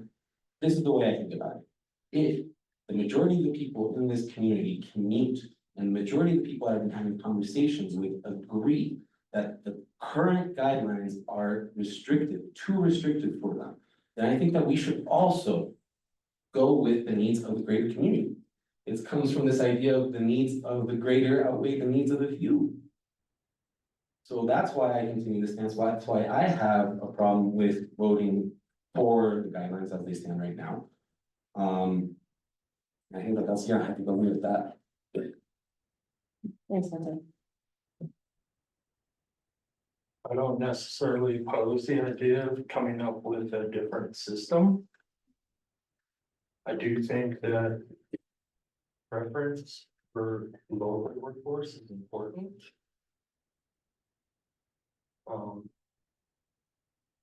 Just from a fairness standpoint, it is not fair that someone that wants to work and live here can't, because our housing is taken up by Eagle and Chaffey County, or Eagle and Summit County workforce.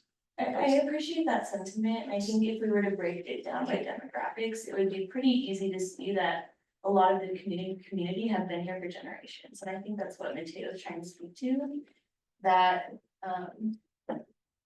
But we as a you know, housing authority there's like more to consider than just like whether or not it's fair, you know? we as a housing authority can level the playing field for local workforce.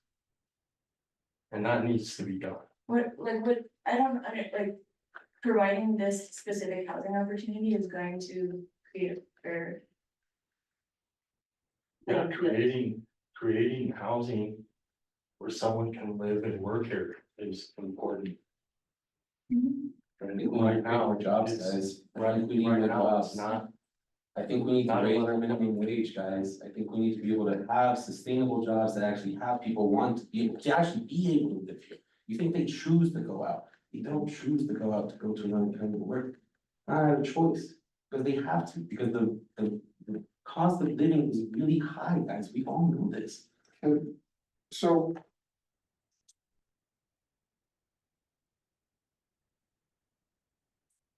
I think we have strong feelings about this, but we're not even sure which is the most current document that we're talking about. So I don't. It Why don't we is- go with the house needs assessment? It is the How about June that? document. It is the June document. There are still comments in there, but I believe they've been resolved. So I would offer, if anybody wanted to entertain a motion for approval or denial, if there was approval, it would be, I would recommend that we do it pending a verification with Jennifer and Jackie.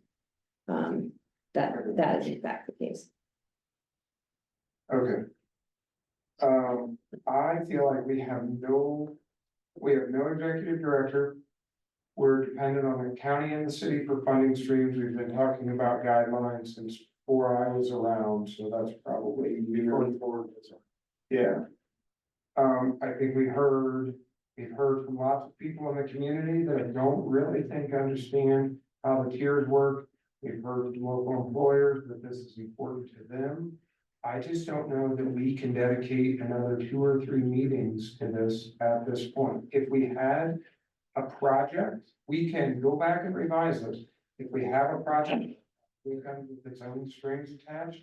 I think there's a lot of value in having a local workforce that generates tax base, that gives us money to hire an executive director, economic activity, all of those. I think I'm not sure how the wheels came off of this, because it felt like 1 month ago, it was just like, we're missing 2 people, we all feel pretty good about this, and now we want to relitigate 60 pages that we've already been through, while we have much more pressing needs. I don't think we're not talking about 60 pages. I think we're talking about the community questions sent to teachers. And we gave some priority to people that have been here for a while. I don't have them in front of me, but I think we said, okay, well, tier 1 is basically, do you work in Lake County? Because we feel like that's a benefit. That's the biggest benefit to the county, and then tier I 2. don't agree that that's the biggest benefit to the county. I know that there's lots of people who commute, they have children who attend these schools. They pay into property taxes, their tax money actually does also. I know, but they buy lunch in another county. I can tell you as a local employer that it is a struggle to hire people, because they know they can go to Summit or Eagle. It's paid better, Dan. I know, so I'm saying, in some ways, and that's a choice they've made. They took a job with better pay It's a in a choice. different county. I keep telling you guys, it's not a choice. You think it's a choice for us to want to live in poverty? You think it's a choice for us to want to like have to skip a meal? No, it's not a choice. I'm saying if you are driving to Summit or Eagle County, it's probably because it pays better. It does. So we're Absolutely asking. does. We're in local this situation, employers- guys. We are in this situation because Lake County does not have enough jobs to be able to sustain the people that live here, as well as the minimum wage. So that's why we're in this situation. And we can't ignore that, guys. We cannot ignore that.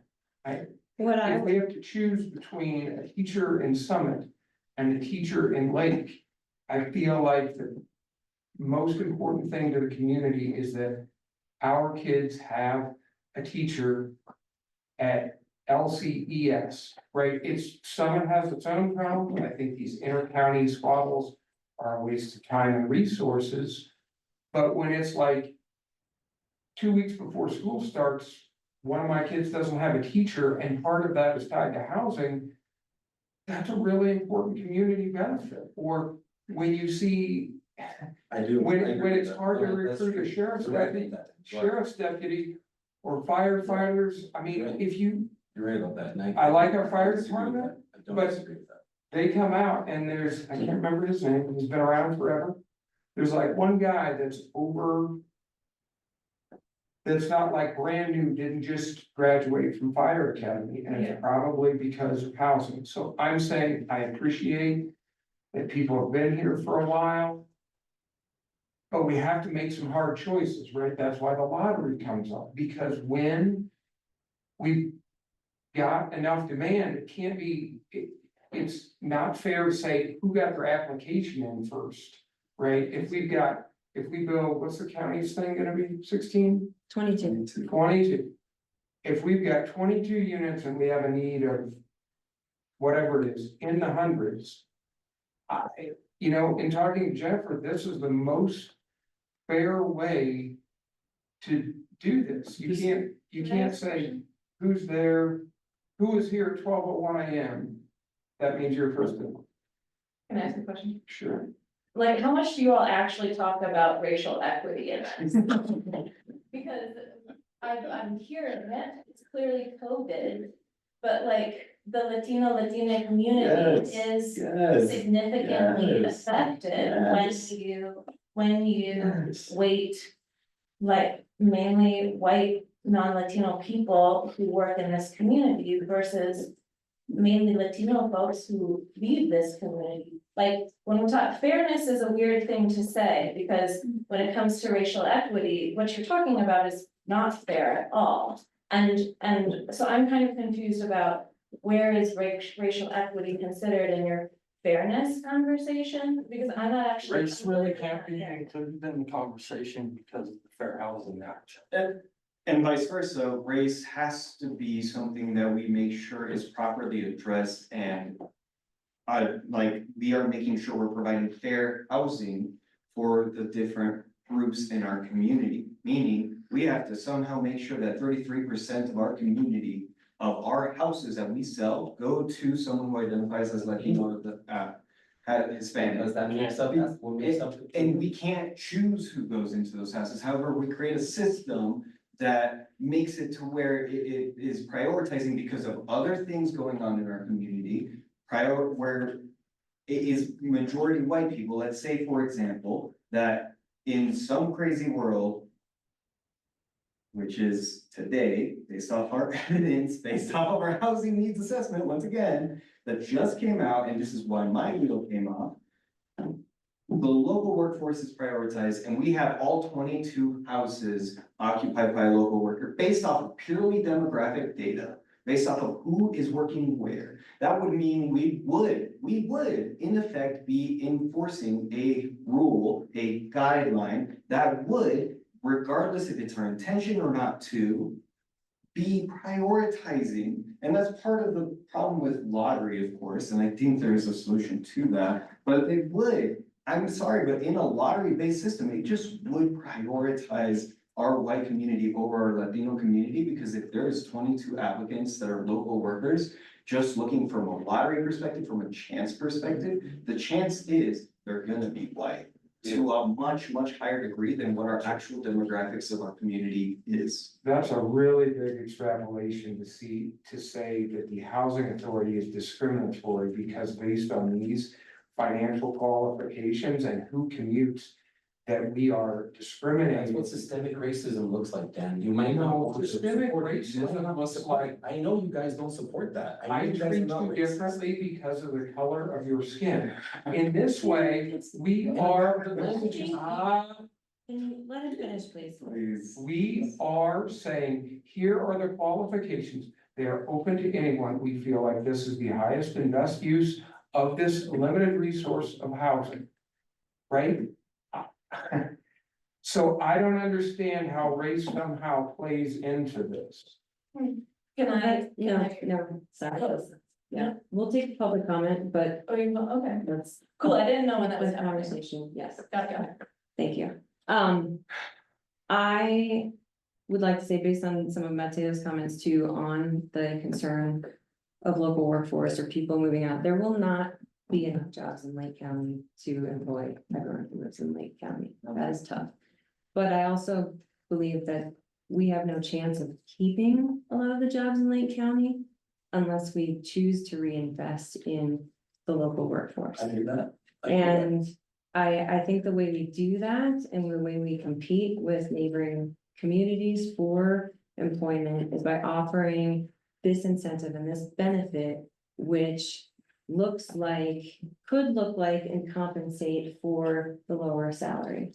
And I also think that there are,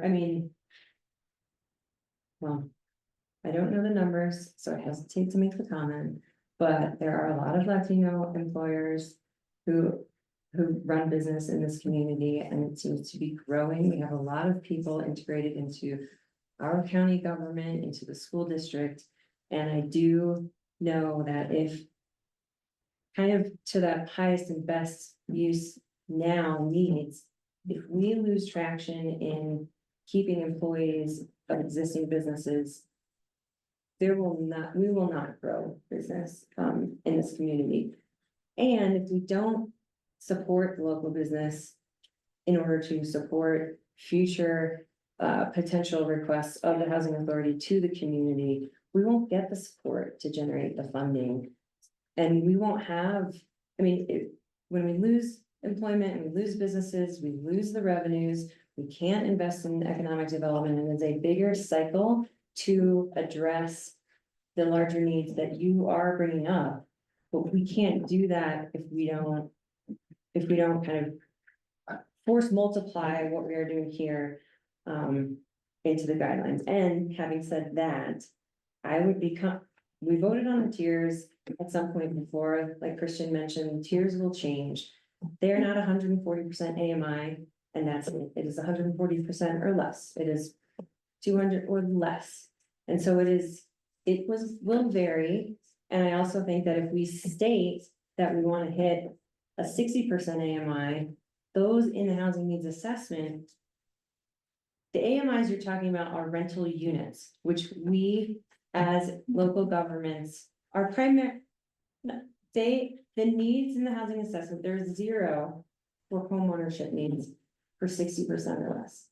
It is I don't think mostly we're asking rental. for 60% for homeownership. Well, all I'm That's not saying is that really on the lesser scale of the AMI, it is not, the need for that demographic are rentals. The need for rentals are organizations that are going to manage those rentals and be able to afford to do that. Neither the city or the county can subsidize that cost and provide that service right now, which is in part why we're talking about this LIHTC project and getting really competitive on how many we can include here.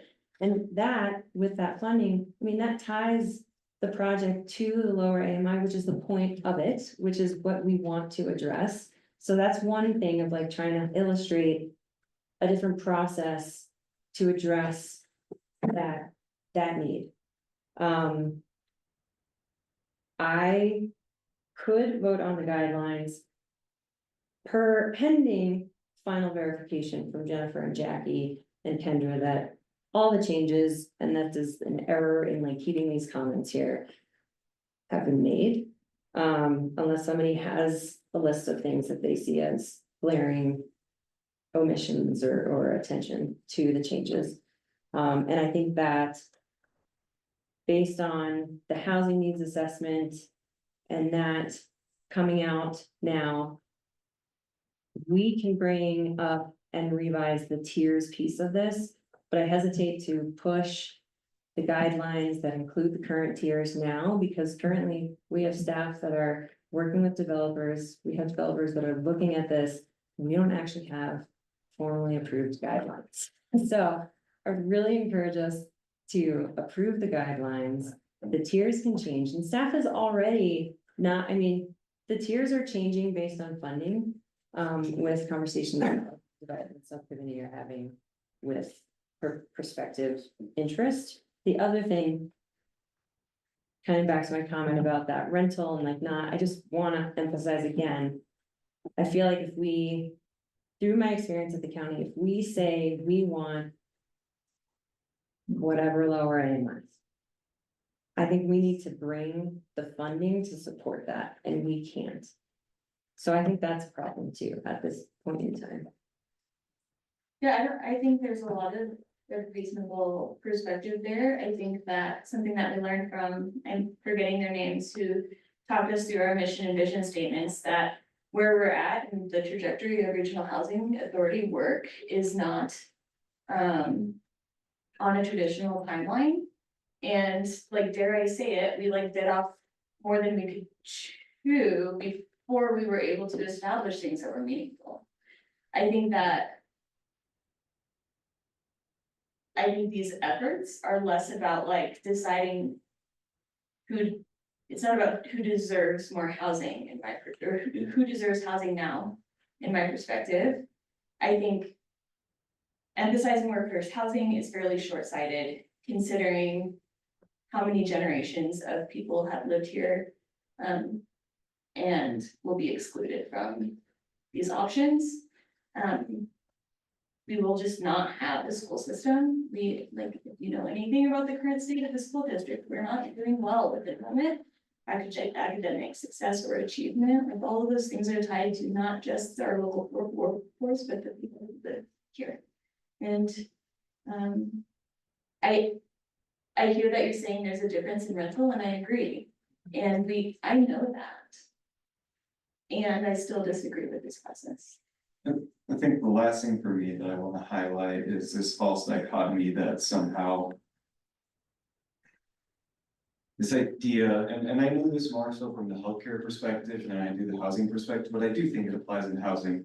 This idea that forcing, and I do say forcing because I think that's the appropriate word, a worker of someone, a human being, to work somewhere specifically, rather than giving them the free choice, the freedom to choose, based off of their basic human needs, in the healthcare world, it's healthcare, and forcing someone to be tied to their job because of healthcare. Industries like McDonald's, industries like Taco Bell, all these big industries use that as a constant fear tactic for workers to not do certain things, to not operate in certain ways, to not ask for certain things, and force the workers to continue working there because their healthcare depends on that.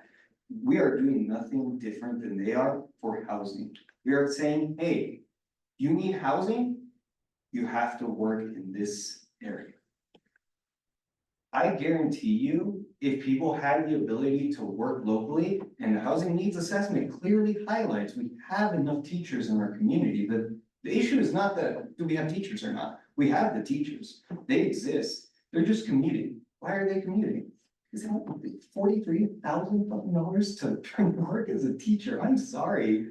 I am sorry, but that is, this false dichotomy that someone would choose to work here.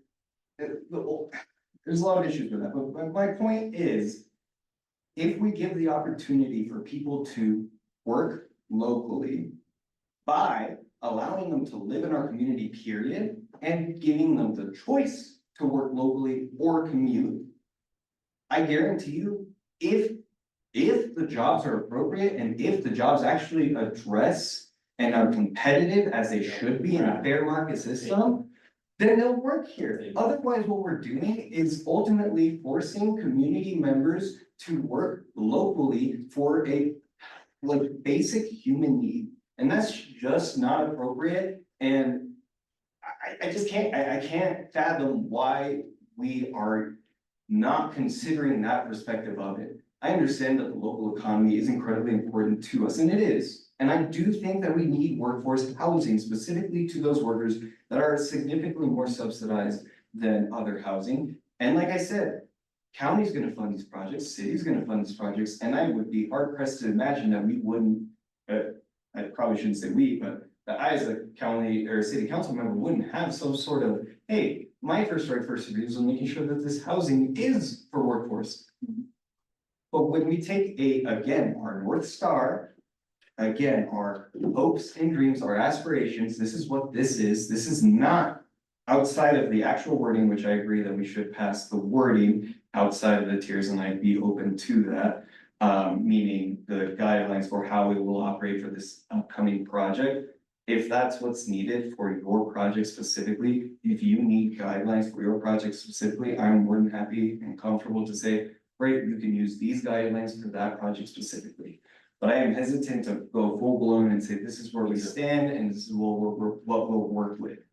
I just, there's too many things that are revolving in this. There's too many inequities. There's so much on the housing needs assessment that we are not discussing and appropriately looking at the data and making this decision again on a data informed position. Because again, we have the local workforce. We have the ability to fully staff our schools. We just haven't addressed the why, and why is not the housing, because people already live here. So I would encourage that if it's extremely needed for your project, let's go ahead and use what already exists as a baseline for your project. But I'm hard pressed to push this as our standing guidelines for every project, and we should work towards whether it's a tiered system or not, and whatever best outcome it is to fully address these needs. Otherwise, I just can't in good conscience vote for this. Can I ask you a clarifying question there, just to make sure I understood? So you're proposing that to it's an interim or like we could, like the motion to approve would clearly state that it's for, one or more specific projects, specific project. And we would, with the understanding that we continue this discussion for some more permanent set of guidelines and everything in it. I'd be extremely comfortable with that, and I think that's honestly what we should do, given the fact that we do have a project pending. It'd be inappropriate for us not to. I appreciate the offer of a compromise and the clarification. I don't want it to be tied on like one project, because I think the tiers are meant to be revisited through our process. And I think that they should be included as is. I don't necessarily want to continue to debate because I think it's clear that we might not see it from the same way, but I think all of your arguments point exactly to, like, I mean, you said people are in this community that have housing and they're not working here. Again, I think that's why, like, the second tier feeds that additional benefit of helping bridge a gap of that compensation and the complete compensation or benefit package, and gives people a different option. So I also, I mean, in the housing needs assessment, the commuter made on average $14,000 more than the local, which, what's that? Which is why we should lower the AMI. I mean, the county's worried about qualifying people with where interest rates are at, so they're running the risk of a project that's built that can't get built because it can't be pre-sold. Or if it can be built, if they scrape together the money, no one can afford to buy the units at 6.5% interest. So we just, I just don't, I guess I'm with Sarah, like, we cannot continue to have this debate with the other pressing matters that are coming at us. What But we can continue Don't have any staff. reviewing the housing needs assessment and reviewing the tiers, and though we voted on them separately, they are living pieces of this process. And I think, Christian, to your point, if the housing, if we don't have any staff, the housing authority is never going to get a project, so we're going to have guidelines and nothing to build. So per your conversation, per what you said, if we get a funder, they may have their own tiers, we can revise those tiers. The housing authority, how long have we been around? 2 years, year and a half? And the staff is suggesting targets for tiers and folks to house based on current need. And just, Can we take public comment and get back to discussion, and everybody can think about maybe closing this up if that, okay. There's no one online, so. Their public comment. From either of you two. Yeah, I have one from Stony Brook. okay, I guess I was curious to see how you all existed as a housing authority, especially on this topic. Because I know that you all have received petitions specifically from our Latina neighbors. And I also know that we've been moving as a community to try to get more representatives of those communities into our decision-making processes. And I was quite surprised to learn that this group was potentially going to vote for guidelines that our Latino neighbors are vehemently asking you to reconsider. So whether you actually change your mind based on their input or not, I don't think that I've seen you all like respond well to them. And that is pretty disappointing to me. So I guess I wanted to come to make sure that they felt some solidarity, even though I'm housing secure. And yeah, I guess it shouldn't surprise me. I'm not actually that naive, but I was curious to see like why you wouldn't listen to a community who has been like historically repressed and underrepresented when you ask them to come to you and then they come to you and it's a little paternalistic. So that's my public comment, and I'm glad that these are living documents, and I'd like to think that conversations outside of this room could also be living to the people who have reached out to you. A lot of people were here in the beginning of the meeting, and there was like not a whole lot of reaching out to them to make sure that they were part of the conversation. You knew why they were here. It was just really interesting to watch. So my public comment is clearly on the side of slowing down and clearly on the side of understanding systems-based racism, which is a very real thing that comes from systems, not people. And yeah, I hope you will not pass these guidelines, even if in the future they don't change. I hope you'll take pause tonight. Thank you. Thank you, Allison. Oh, and actually, I wanna add a note, hey folks, can y'all please check your spam? I'm sure you might have some emails in your spam, just found a bunch today, I'm sure you did. About 50+ people have signed the community letter in favor of changing the guidelines. Okay, so for respect out of them, I suggest that you please read those spam messages. They're probably a spam at this point. The message might look very similar. Some folks have added some comments to them, but more importantly, please read their names. You know, they're really important. Those are actually real people. Okay. Here's a comment, public comment from Timothy Best, Director of Bridge Homelessness Service. I'm writing about the LLCRHA's restriction on community workers in accessing affordable housing opportunities through the Housing Authority. It is the official position of advocates of Lake County that this policy is discriminatory against so many of our middle and low wage working families. As the needs assessment showed, 76% of Leadville Lake County workers currently commute to other counties for work. Preventing them from accessing affordable housing here in our community places an unfair burden on these families, many of whom are from our Latine community. These workers deserve a more than fair shake, and this policy must be reversed as soon as possible. Thank you for your consideration. Norma? ¿Quieres hacer un comentario público? Yo te lo puedo traducir si quieres. No. Gracias por venir. Gracias por venir. And for the compromise solution.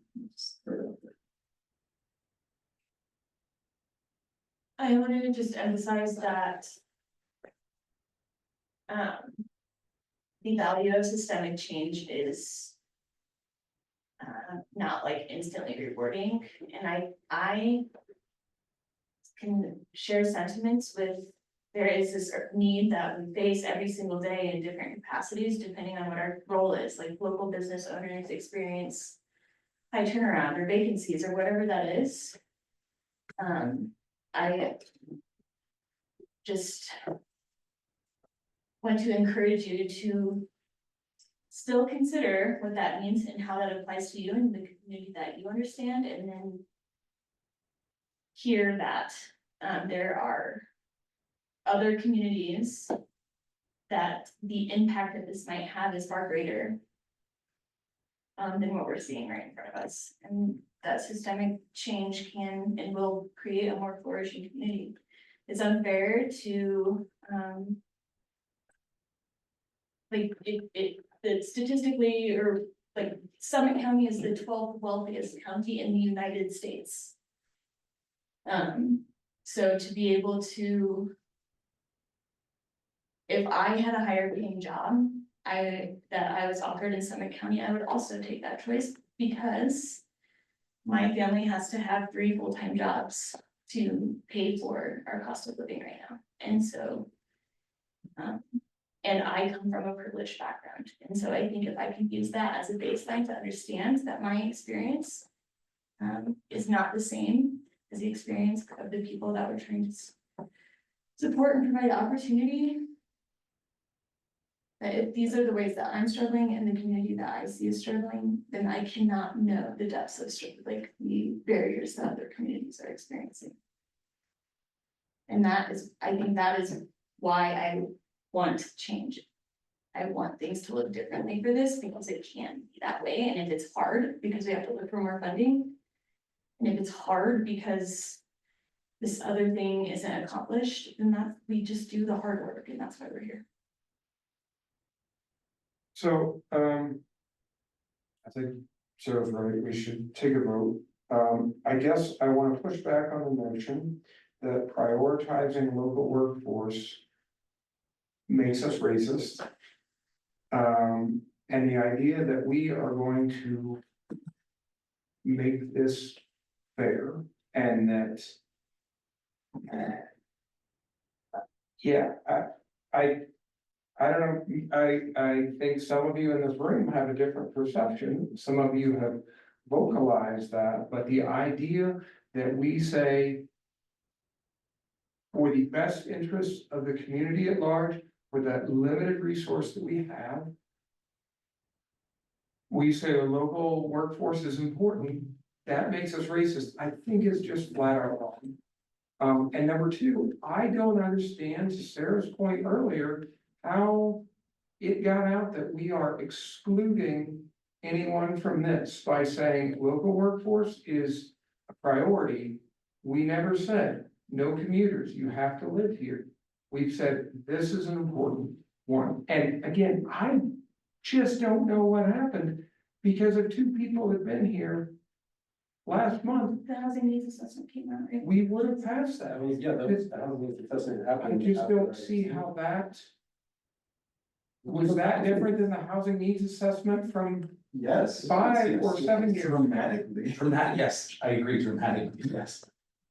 Nobody's calling this group racist, what we're saying. Absolutely not. No, let me make it to the, systemic racism doesn't mean that you guys are racist. Systemic racism is there, it's there. Mhm. Now it's up to you what you want to do with it. It takes people to enforce that, and I don't feel like we as a board. I can tell you, I'm certainly not interested in the color of your skin, right? If you can do the work. Great. Right? That stuff just is not. And Right, but the reality of it is that the majority of people that leave to go work are Hispanohablantes. And They that's- work on places like construction. The house, there's my mom like had for that. My construction mom was a jobs just like housekeeper, that. my father was a dishwasher. because they pay better in 2 other counties. I can tell you, it's a struggle to find trades in this community. So a lot of the construction workers, thanks to some poor public policy for the last 40 years, are Latino. And they say, yeah, this guy pays better. I make more money in summer. I'll drive an hour to make $50 an hour instead of 35 or 40. So again, I think Sarah covered, right? We're not gonna convince each other, and I feel like. Well, I think we can come to a middle ground, y'all. I think we are getting to that point where we can get to a middle ground. Because I think Jennifer we're gonna can- take 3 or 4 more meetings. But to it's get there. okay, I think that's okay, Dan, I think that the thing's not gonna explode on us if we take a couple more meetings to talk about this. And yes, I understand they're pressing issues, and I also do agree we should actually pass the guidelines in order to be able to push those projects forward. And yes, I do agree we should continue this conversation, we should. We are smart enough to do it, we are smart individuals, we can do it, y'all. I think this is my solution, and I think it maybe might be a dumb one. Why not a 50-50, guys? I think Jennifer Kermode tried that once with us to try and ensure that 50 or some portion of the units that are made goes to a certain populace. We can't do, Why not? that's also discriminatory. I don't think that would be smart, honestly. I do think, however, that, man, we can visit the guidelines, we can, and we should revisit them. And I do think there is intention in making sure that it is in motion, that we revisit them. And if that's how it's worded, I'm more than happy to vote for it. If it's worded that these are the guidelines, I'm not gonna vote for it. The That's my guidelines or the tiers?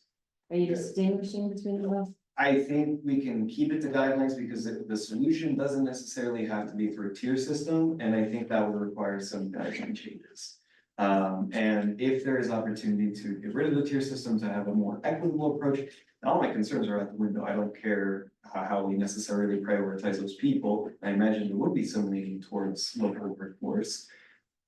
I think there should be. I just, like, I don't envision a system in which that would work through a tier system, through a lottery system in a like racially equitable way. Without some ramifications on the tier. So I'm happy with either.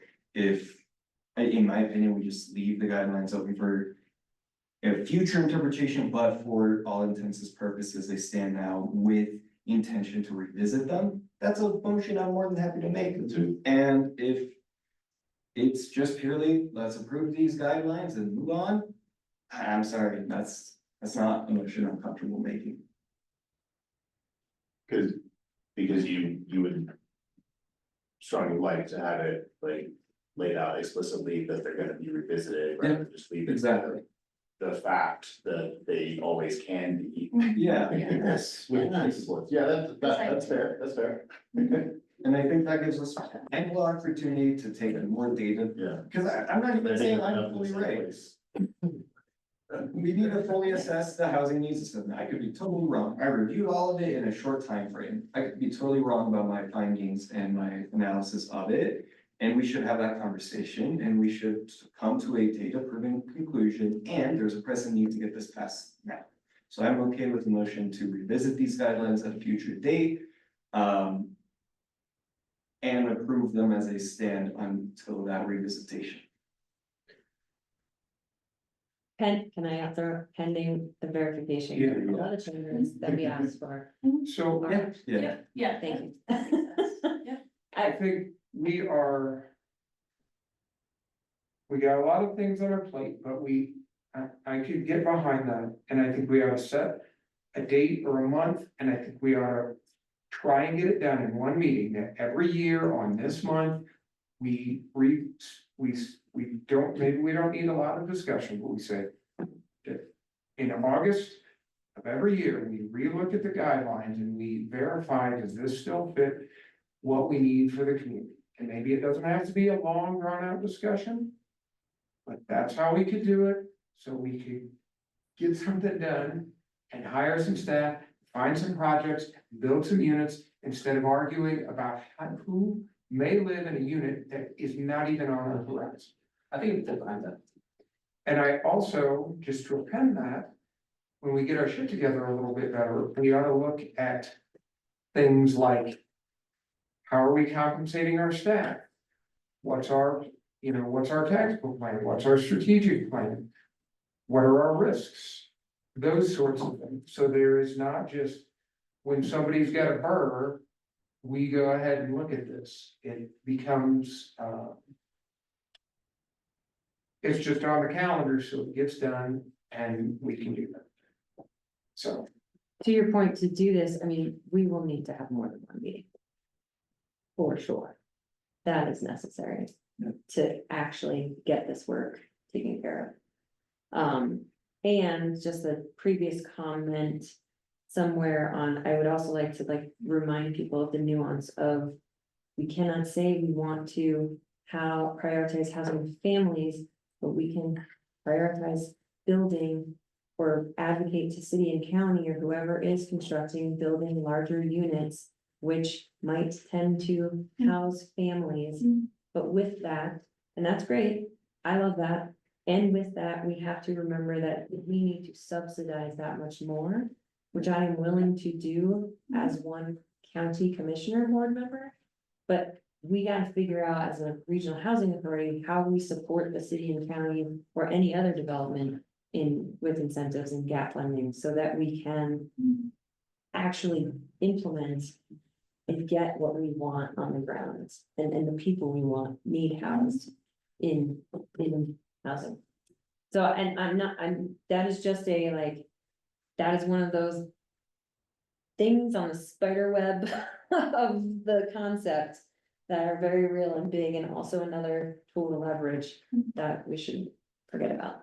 And we could. It's like you buy the dog and you gotta care for it kind of thing, and I get that, and I think that from my understanding, we did have approved funding to hire another employee at some point, right? And that. Yes, however, the funding for Jackie's position, I think technically per the IGA runs out in 2024. The 2A funds of the Jackie's position are to be considered by city council in 2025. I just say that I think part of it is yes, I hear all of those things, and I think that's what I want to invite, is why why are we just? I don't know, it feels like we skirt along or don't like really have a lot of transparency about what processes are taking place.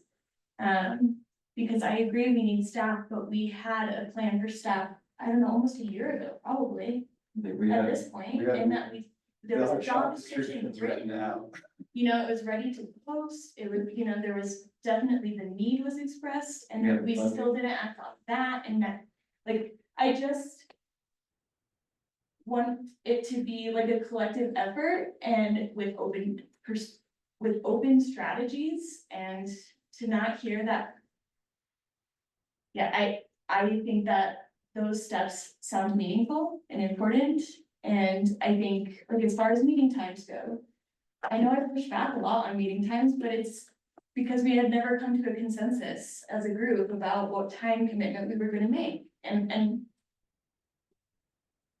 I wanna make responsible decisions for myself, you know, too, so, like, I'd be open to talking about, do we need to do this 2 times a month, I'd be open to.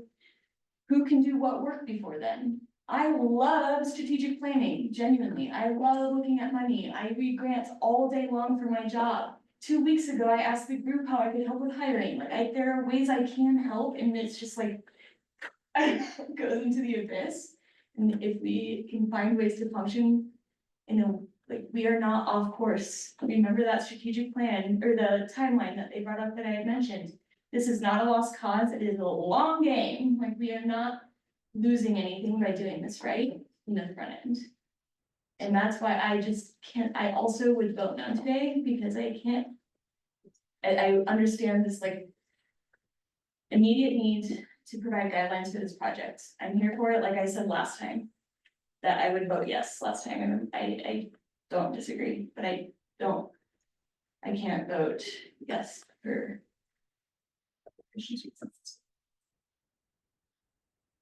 Well, given the suggestion, I would love to entertain a motion to approve the guidelines as they are now, with the intention to revisit them based on the information that we have gathered from the housing needs assessment, and elsewhere.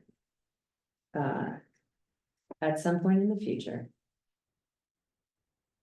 Pending a final verification that all the changes that we requested Yeah. have actually been, included. Does Jennifer like own the live document? Where is the live document even? I think there are multiple versions of the live document, based on how we gave feedback, so that might be a hard question to answer. But the one that we have is, I think, the master of the work that she did. Yes, Before we have a second, well, nobody, well, nobody Maria did. first, yeah, Yeah. sorry. Well, I liked what you said. But would maybe say, and you said at some point in the future, and I wonder if anyone has a tighter suggestion. I know, I was also I- thinking like along the lines of like committing to the time to be spent to do that. And then committing to a staff that we don't have yet and the Right. process of hiring them. I feel comfortable with saying committing to revisit this in 2025. Sure. And that gives us the flexibility of, we figure the staff stuff out really quick, great, let's get to Let's it. get people hired, get them, yeah. And if it doesn't, then we have extra, like a little bit over a year to review. Is that fine with everyone? That Yeah. sounds great. Then board member, movement that moves to approve the guidelines on the condition that, or is it a condition? Sure. On the condition that we, revisit, the guidelines, and use the housing needs assessment to properly reflect the guidelines in 2025 and pending all, changes, and comments that were identified in the document. Are verified. Yeah, okay. I have a friendly amendment. I don't think you can condition something happening now on a future thing, so I think it should just be like with the clear understanding. With the understanding. You know, Okay, like. yeah, so the language would be that, Like, you yeah. can't condition the approval today, on something that won't happen. That won't, because then it won't be approved until 2020. You're right. You're right, it was the wrong. I'm also happy to, listen, I only realized you were actually taking notes half of the I'm meeting. done that. And I'm also trying to take notes, so I Okay. apologize. All right. well, yeah. So I'm happy to listen to the recording and get those, like, Great. okay, I apologize for interrupting. No, you're okay. Then the motion would read, Councilmember Luna, or sorry, Board Member Luna, that moves to approve the current existing guidelines with the understanding that we will revisit the guidelines in 2025 and consider the housing needs assessment in the modification of the guidelines and any pending comments that are verifiable are any pending comments are resolved and verified.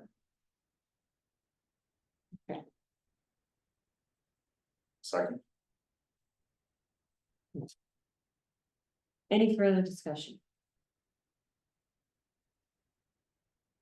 Thank you for the discussion with that. Hearing no further discussion, all those in favor? Aye. Any opposed? Did you vote? I said aye. Yes, I did. Okay, Yes. okay, so, great, unanimously passed with conditions. All right, thank you so much. Can I suggest that? Jolt beverage? Didn't bring any. Didn't bring any. Maybe next time. Can I suggest that instead of jumping into the well, I guess I'm gonna jump a little bit into the staffing conversation, but instead of like doing that with the idea that we're going to come to some conclusion, can we make a list of the things we want to review, what we all want to take into consideration for the role that a new director, and thank you, Elsa. Yeah. Will play. And which job descriptions we might want to look at, and also if you have others that you want to discover or bring to the table, great. And maybe a time frame of, like, I will talk to the county on the agreement. And I don't know if we need to talk to the city as well, because I do want to make sure that, I mean, Jackie had said to me at some point in the recent past that her funding for a position ended in 2024, so let's make sure that that is set up and ready to go, or at least the conversations will start or be had. Let's make sure that the county is good to continue the lending agreement with the staff person. Sorry, can I ask a clarifying question? Yes, You said this, but I wanna make sure I understand. Lending as in like, we have like the structure in place, like an email and like a screening process and all the, like the employment structure, and is that what we are so because the housing authority doesn't have finances or payroll or all those things, they will technically be a county employee, as Jackie is or was, for all those supportive features. Okay, that's my understanding. I just wanted to- Yeah, and so we lend that, but she will be under the direction of the board. Totally, yeah. Okay, So I feel like we gotta Or they, decide sorry, what we want to do as a housing authority. Yes. Before we get to that, right? We've had lots of discussion around, it's like, do we want to build stuff? No, we think we're not capable of that at this point. So I think we gotta decide what we're doing before we write a job description. Maybe they go in tandem, maybe writing a job description helps us understand what we want to be. But I still think the best use of our time is what do we want to be in the next few years to make a job description that fits around that? Because we do not want to hire somebody, a general contractor, when what we actually need is someone that can coordinate resources and things and hire a GC in an owner's right. So, Yeah, can I make a complimentary offer? no. Okay, well, I'm gonna. Like hiring processes can take a long time, like getting a hiring committee pulled together, establishing interview questions, doing like a assessment rubric. there are, like, we can look at a job description and like make it vague, so that when we are doing interviews, hopefully we're like doing two things at once by moving along this very, very long hiring line. By just like having a fairly vague job description that we can decide between posting and interviewing what specific questions we want to ask about how they would engage with that role. It doesn't have to be that way. It can be a really long, lengthy process, and I think if by 2025, we want to be able to start. I mean, it takes like, what, 6 months to a year for somebody to be a useful, or like a Maybe competent. 4 years. That's really, but just a suggestion, and I will say that. So I'm gonna be having spinal surgery tomorrow, so I will be on medical leave, but. Easy things for me to do are to like review similar job descriptions that can help save some of that time. I They would could love at for least you like have. to do that. Just in my Please, free and time on thank my you. recliner, if I can't eat solids for weeks. Good luck with all of that, but. Oh, man. Does ice cream count as a solid or? I can eat ice cream, and I'm probably gonna gain a lot of weight, honestly. I mean, or just one comment, I mean, I agree with like trying to get things rolling before maybe we have like every bullet point of a job description nailed down. I do think though, like my understanding is like we're sort of in agreement that the position would be much more skewed towards sort of like programs and support and probably and downplay or have like almost none of, or downplay sort of like policy and actual like project development. Other than in maybe advocating or participating in like city and county created policy or, like the development subcommittee or like That might be referencing. more of a report style, if you. Yeah. Rather than, like, I'm not understanding, but I think that could be built. Mhm.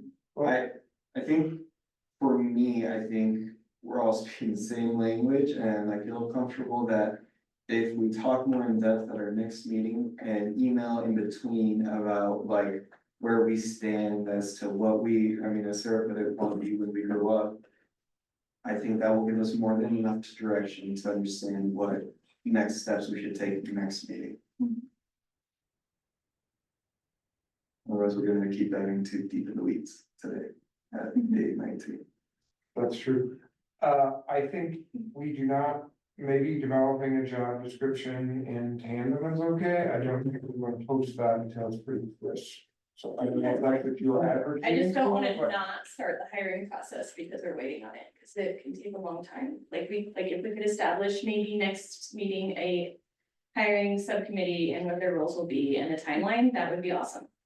I just don't want to put a job description out there that's too vague because Yeah, someone for is sure. qualified, it's gonna be like, these guys don't know their ass from their elbow, so I don't want to be a part of that. Yeah. That's good. Is it too, what's the word? Too, optimistic to try and have those conversations about the development and like the structure of that before the next meeting? Or maybe Clara and we, like, you shoot us thoughts and we can all add to that. I have a little grace, knowing I don't. I know, we exactly really don't know. Yes. Okay, But I do feel like if you no later than like 2 weeks, I would be able to start engaging. in the Okay. conversation. Is that the reason? yeah, and if not, then that's fine, cause I appreciate you saying next meeting, but will next meeting be the third Wednesday? Do we wanna do that and all really dive into like the draft org doc and add thoughts to that so that we can really see like where we're developing this into? Okay, and I will do my best to, I think it'd be great if city folks could verify that 2024 funding, security, The position is funded for this year. this year and into, I mean, I think collectively, city and county can talk about funding that into next year. We might hire Yeah, we this should. year or at the beginning of next year, so we should kind of set that up for a long term. I agree, I can bring it up with Laura at the meeting. Okay, excellent. We will bring that up on the county side as well as the process and get the existing draft job descriptions and the past job description. If you have any other suggestions for job descriptions based on our like org doc, I think that would also be great. And I, for whatever it's worth, I'm glad, it seems like we are still comfortable with like that scope of work for an ED, and I just wanna say that and great. I just wanna reemphasize, like, as challenging as it is with capacity in general, I think that work can be very meaningful and very helpful across offering resources to partners, but also just giving that access to the community, so I don't think it's like. I stand by that, like, not being oversimplified, that's still a lot of work for one person. Okay. Great. We will try to tag team Mateo notes. Sounds good. That'll be- Yeah, Great, that'll be good. yeah. If you like, you can pass me the notes and I can, I'll save you some work. You want me to send you my notes and then you? Okay, all right, I will try to do that. Yeah. By the end of next week, if that's okay. Great. Anything else? Well, okay, so we all have strong feelings. I feel like we've also given ourselves a black eye by promoting that this is bad for Latinos and commuters and all the other things, right? And we just voted that we need to move forward, we need to adopt this, we'll revisit that. So whatever constituents have been told that this is anti-Latino or commuter, I think we need to clean that up. Because we need, well, you can disagree. Sorry. I'm sorry. Not gonna happen. Okay, then we're gonna continue when the housing authority needs something and it comes before the city and county. And we have pushback over that. I feel like that's a poor strategic move. I think we can collaborate on making sure that what information is shared is accurate. I think that there's like, if you see messaging that says the LLC RHA is being racist because of this, I would love to also join you in that, but it's not that simple. I understand, but I think, you guys have promoted this message that that the board is anti. And we just unanimously voted to say, we can live with these guidelines for now, we'll revisit them no later than the end of 2025. So I think there's some space in there to say, we'd like to consider some more things, we want to do this, but the PR of this is bad, and you should get in touch with the board about how terrible this is. Change, I'm sorry, my friend, that's change. Okay, well, that doesn't help us politically to get something done when we need to fund a new staff member. Because the 7 of us can't be. I gotta put my board hat down for a second and put my actual Wilson Salinas hat on. It's not gonna happen, but sorry. I hear what you're saying. Mateo is gonna do what Mateo's gonna do, and I think we should just respect that. As what we are gonna do is what we're gonna do. I can say from my perspective, I'm more than happy to communicate what I have been, and honestly, I did not tie those strings for them. They tied them themselves. They understood what that meant. It is their conclusion that they came to. I simply told them, hey, these guidelines say this. And I'm more than happy to say, look, the board said that like we needed these done for now, and we did. And we came to the conclusion that we need to have a more data-driven approach and rely on the housing needs assessment and have a collaborative environment in that. And I think you're valid and reasonable in asking for us to communicate that to our constituents. And we definitely should communicate that to our constituents that, hey, we're reviewing this. We're gonna make sure this is proper. This is done in the proper way with data and evidence, and we're going to make sure that needs that are being expressed are addressed, whether or not that means any policy change, that they are addressed. And that doesn't necessarily mean any policy change or anything. I'm not committing to that. I'm not saying there will be, I'm just saying that we will review that. Does that seem fair? Yeah, I think that's reasonable. I just know that I've gotten about 50 form letters to inform me that we are discriminatory and anti-commuter. And I just don't think that's the case. And I When you don't put think into, that's what when you we consider need a to say. second-class citizen, that's what I consider discriminatory. I don't think that's a determination we can come to, though, even if I may agree with you. I think that's a decision that the community will come to, and Mateo feels like it is, and I think we have to respect that that's his difference in opinion and how he will communicate that. But I think But- part of the responsibility, sorry, No, go ahead. part of the responsibility of being on the board is setting aside some of your personal feelings to say what is best for the board and the community and the housing. And that's why I agree that we should continue this discussion. That's what I think is best for the board. Sure, I think but- it'd be worth some follow-up conversation, because like the ways that, like when you're gesturing towards us three, I'm assuming the way that we've like engaged, I have.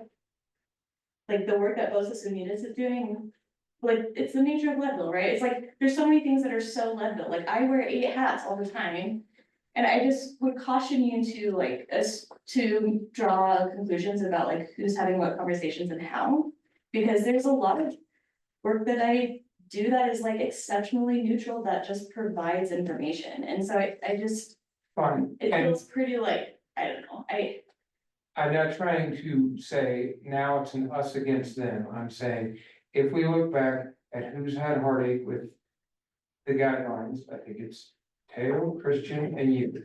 So, definitely not us first. I think I would love to be done, because I feel really good about How do we know? what we've done and what next steps we have. They feel really actionable. And I'm sorry you don't like what messaging has taken place, but organizations who are not here Yeah. will do what they do, and we do not have that option. to I don't even dictate have that messaging. option. I don't even have the option. My boss tells me to do this stuff. So I think I will also get some more information and maybe send out some information regarding like the role as a board member, because I mean, to Dan's point of supporting the board's decision, I think that we need to support the board's decision. Yeah.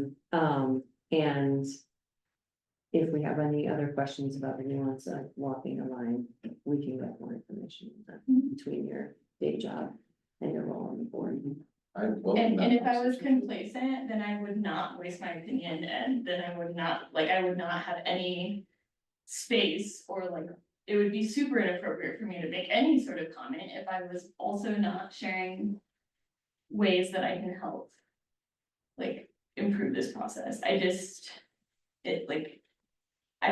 am sorry that it feels like an attack or like a way to slow this process down, or that. no, I'm just saying, we want to maintain some unity and political capital as a board, right? This is, And it starts here, right? And so I think there's a lot of opportunity for conversation in this like gesture of like body language, and like the way you're communicating plays a part of that too. Like this conversation is creating a divisiveness. Like, how is this unifying right now? I feel pretty fine that we can just conclude this. I'm ready to move on. Yeah, I mean.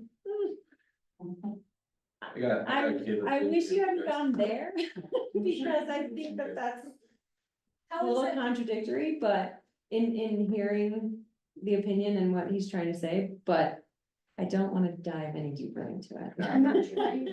I want to hear how I'm being contradictory. Because whatever, I am wrong a lot of times, and I want to acknowledge and appreciate that we set some goals and timeline. That's. I agree, that is great. I agree. We So- get to compromise. That's where we should be. And like Kara said, it starts here. And as communications start working, as we as a board start working better together through these differences that we have, which I'm sure we will, that will naturally happen. And to tell someone, well, you have to do it, is not the way to create collaboration. Just let it naturally happen, man, and I guarantee you it will. And if we all put good faith effort into it, we'll be fine.